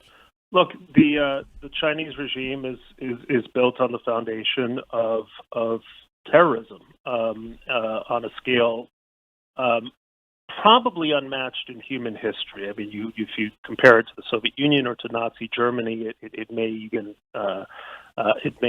exceed it. And I have a vivid memory of when I was at the Wall Street Journal being lectured by a Chinese foreign ministry official because we had published pieces sympathetic to the Uyghur movement. This is going back to 2009 or 2010. And observing, I was looking at him and thinking, the biggest terrorist who ever lived in the world has his portrait looming over Tiananmen Square, and that's Mao Zedong. And the tragedy, Hugh, as you know, is that after 40 years with following Deng Xiaoping, of thinking that China might be moving away from that legacy of evil. You have in Xi Jinping a guy who is very self-consciously trying to restore the kind of cult of personality politics and the military aggression and domestic repression that his predecessor pioneered for the Chinese people. Yeah, former National Security Advisor O'Brien said he's just a Maoist, and Mike Pompeo at the Nixon Library, with Nixon's grave in the background, said, look, that experiment's over. We tried that, and once they got in the WTO, the communism returned, and now with Xi. Question is, when you published your column, did the bots attack? Because unlike the Soviet Union, it was not intertwined with the Western economy. China is deeply intertwined with the Western economy. Their influence operation is vast and ongoing. Did you feel it after your column?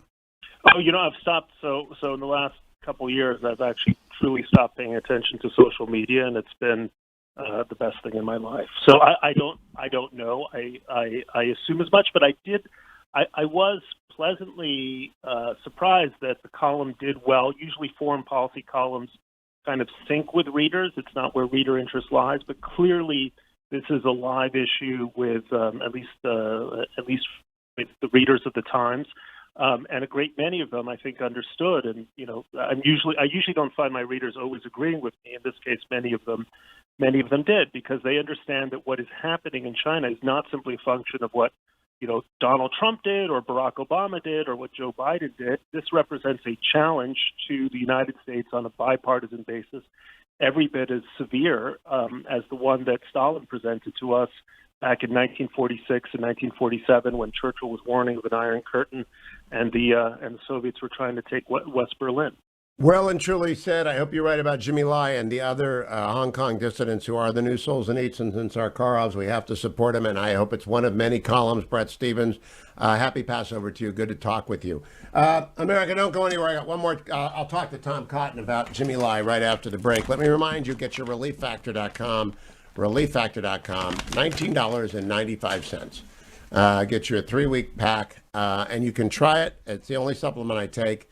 It's the only supplement I've ever taken. I've been in the radio business for 30 years. I just have never been willing to endorse supplements because I'm not going to take things. I'm not going to go out and sell things I don't take. But I do take Relief Factor every single day because my doctor told me Icarian, curcumin, resveratrol, omega are great natural supplements that in the right amount and well and organized correctly is something that you've got to do. And so please listen to me. Give it a try. ReliefFactor.com. 1995. Come back. Senator Tom Cotton is next, America, on the Hugh Hewitt Show. Portions of the Hugh Hewitt Show brought to you by Sierra Pacific Mortgage. For more info, call 888-888-1172.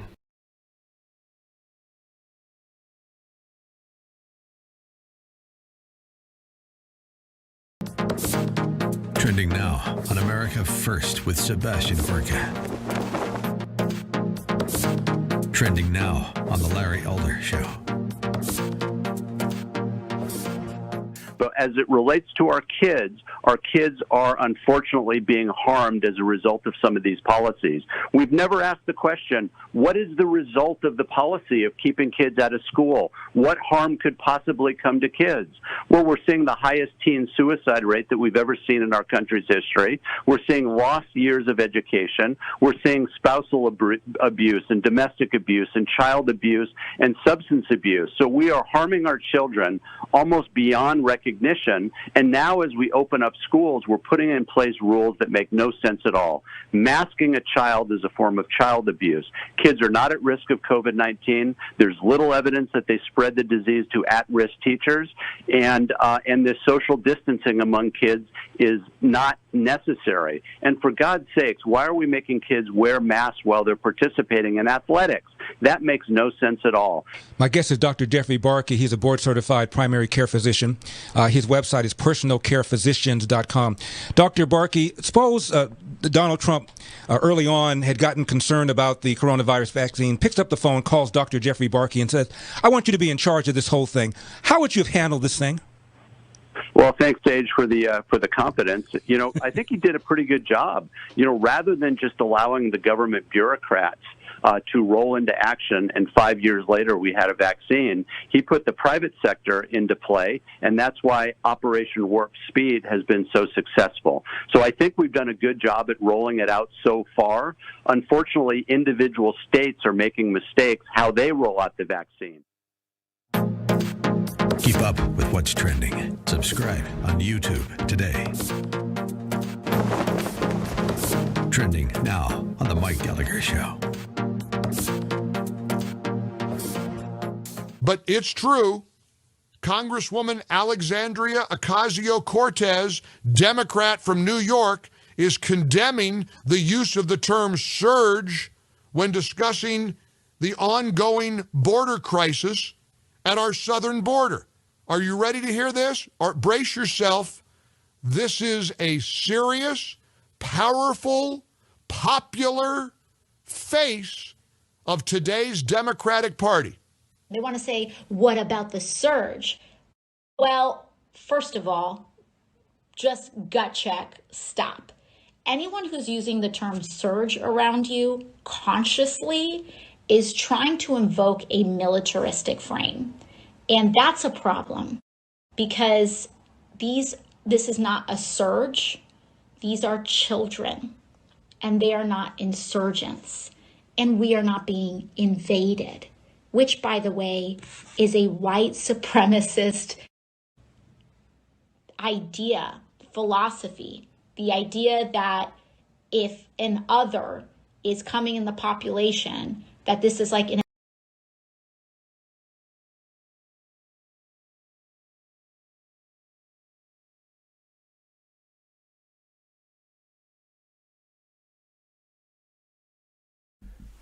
Welcome back, America. Hugh Hewitt, joined by United States Senator Tom Cotton. Happy Easter, Senator. Good to talk to you. Good morning, Hugh. Good to be back on with you. Happy Easter and Holy Week to you and all of your listeners. Thank you. I am looking at a picture of Jimmy Lai in handcuffs. He and Martin Lee and 5 other prominent pro-democracy campaigners were convicted hours ago in Hong Kong. Is there a possibility that America will begin to treat them like Solzhenitsyn and Sakharov were, because they are indeed the face of Hong Kong freedom that's just been destroyed by the CCP? Yeah, we should, Hugh, and I hope you're using air quotes around the word convicted. This is obviously a sham trial in a kangaroo court, much like the Soviet Union did to people like Solzhenitsyn, and the United States government should hold them up as dissidents and work assiduously for their freedom and to continue to impose consequences on the Chinese communists who rob Hong Kongers in total of their freedom and autonomy. I just think it's necessary for the world to wake up. Hong Kong has just been crushed. Now, Senator Cotton, I want to talk domestic policy with you. I've asked Peter Baker of the New York Times and Bret Stephens of the New York Times today if they knew what stepped up basis was. Neither of them did. This is the problem with the Joe Biden largest tax increase in history. People don't know it's on them. It's being described as an infrastructure plan. It's the largest tax hike in history. Yeah, Hugh, I can tell you who does know what stepped up basis is. It's all the farmers and the ranchers and the foresters with whom I met Tuesday morning. We went in there thinking that we'd talk about things like environmental policy or trade policy, but the Democrats floated this trial balloon of taxing people at death. And then if you inherit something, especially if you inherit a asset-rich but cash-poor business like a farm or a forest, not giving you stepped-up basis, which means that the heir takes it at the value when he inherited it. This would take us back to the 1990s, Hugh, when small family farms and family ranches and family forests and small businesses had to be sold just to pay the taxes on the business. So there are going to be thousands and thousands of jobs lost and communities devastated if the Democrats pass this tax bill. I suspect they're going to struggle pretty mightily with it since as Joe Biden unveiled it yesterday. It's the largest tax hike in the history of America, probably the history of the world. Oh, I think it is. And some people are saying the largest since 68. No, in gross dollars, it is larger than 68. It's larger than the 1943 tax hike. It's massive. It's so large. And yet stepped up basis hides from a lot of people. Family farmers get it right away. I had a few call the show. But if grandma bought a house 30 years ago in Florida and that house is now worth $1 million, the heirs are going to get socked for a huge amount of whatever her estate is. I don't think this flies if people understand it, but will Democrats support it, even if they do understand it? Well, Hugh, there's still a lot of details to be revealed, but I imagine there are a lot of Democrats in the Congress who are already very skittish about it. Again, let me stress just how devastating this tax is for family businesses and for the communities they support. This is a kind of backdoor death tax to treat death as a taxable event for the purposes of capital gains. We saw this across South Arkansas in the 80s and especially the 90s, where you had family forestry businesses that, yes, on paper had millions of dollars in assets because they owned thousands of acres of forest land. But Hugh, you and all your listeners with an ounce of common sense know that it takes 25 to 40 years from the time you plant a tree to the time you can sell it and turn that into cash. So family forestry businesses were being taxed at death. And what did they do? They had to sell to pay the taxes. And who did they sell to? They sold to giant multinational businesses who knew that it was a fire sale at death and therefore could undercut them. And then what did that mean? That meant the local hospitals that they supported were no longer supported by those multinationals. The Little League teams and the soccer teams and the chambers of commerce in their communities no longer got those contributions either. People lost their jobs. The multinationals consolidated. This tax bill would have that effect on every industry in our economy. It would be devastating for jobs in America and for our rural communities in particular. Yeah, I point out car washes, 7-Elevens, if any business has been built up by a family, it's screwed by this. But who did you meet with Tuesday that was aware of this? Because if Peter Baker and Bret Stephens don't know what it is, and they're very smart people, I'm not mocking them, they just have no idea what it means. It's because the journalistic class does not live in the world of farming and agriculture and car wash. Yeah, so Senator Bozeman and I in Arkansas met with a lot of our agricultural leaders, farmers, ranchers, foresters, and again, they immediately understood the implications. And the reason why a lot of blue media reporters don't understand it, the reason why a bunch of politicians or bureaucrats in Washington understand it, is they simply work in the world of intangible things and ideas. You know, they sit at a desk and they bang around on a keyboard. Maybe they trade some stocks. That's what they understand wealth to be. This is not an issue for Jeff Bezos. Jeff Bezos' wealth is based in highly liquid securities that can be sold at any time. But if you work in the world of real things, if you grow things in the ground, or you plant them, or you care for animals, those kind of things, you understand businesses can look like they're worth millions of dollars on paper, but they only generate enough money to cover their expenses and their employees and have a little bit of savings for their owners each year. So that's why you had the situation before the death tax was cut back in 2001 of so many businesses being sold. If the Democrats' tax bill goes forward, we'll have that exact same thing again. It'll be devastating to jobs and communities. Well, the death tax Democrats are coming, so I hope you and Senator Bozeman fight it off. Happy Easter to you, Senator Cotton. We have a pre-taped show tomorrow, America, with Archbishop Chaput and Larry Oren. So happy Easter to Dwayne and Adam, Ben and Harley, and to every listener. Talk to you on Monday.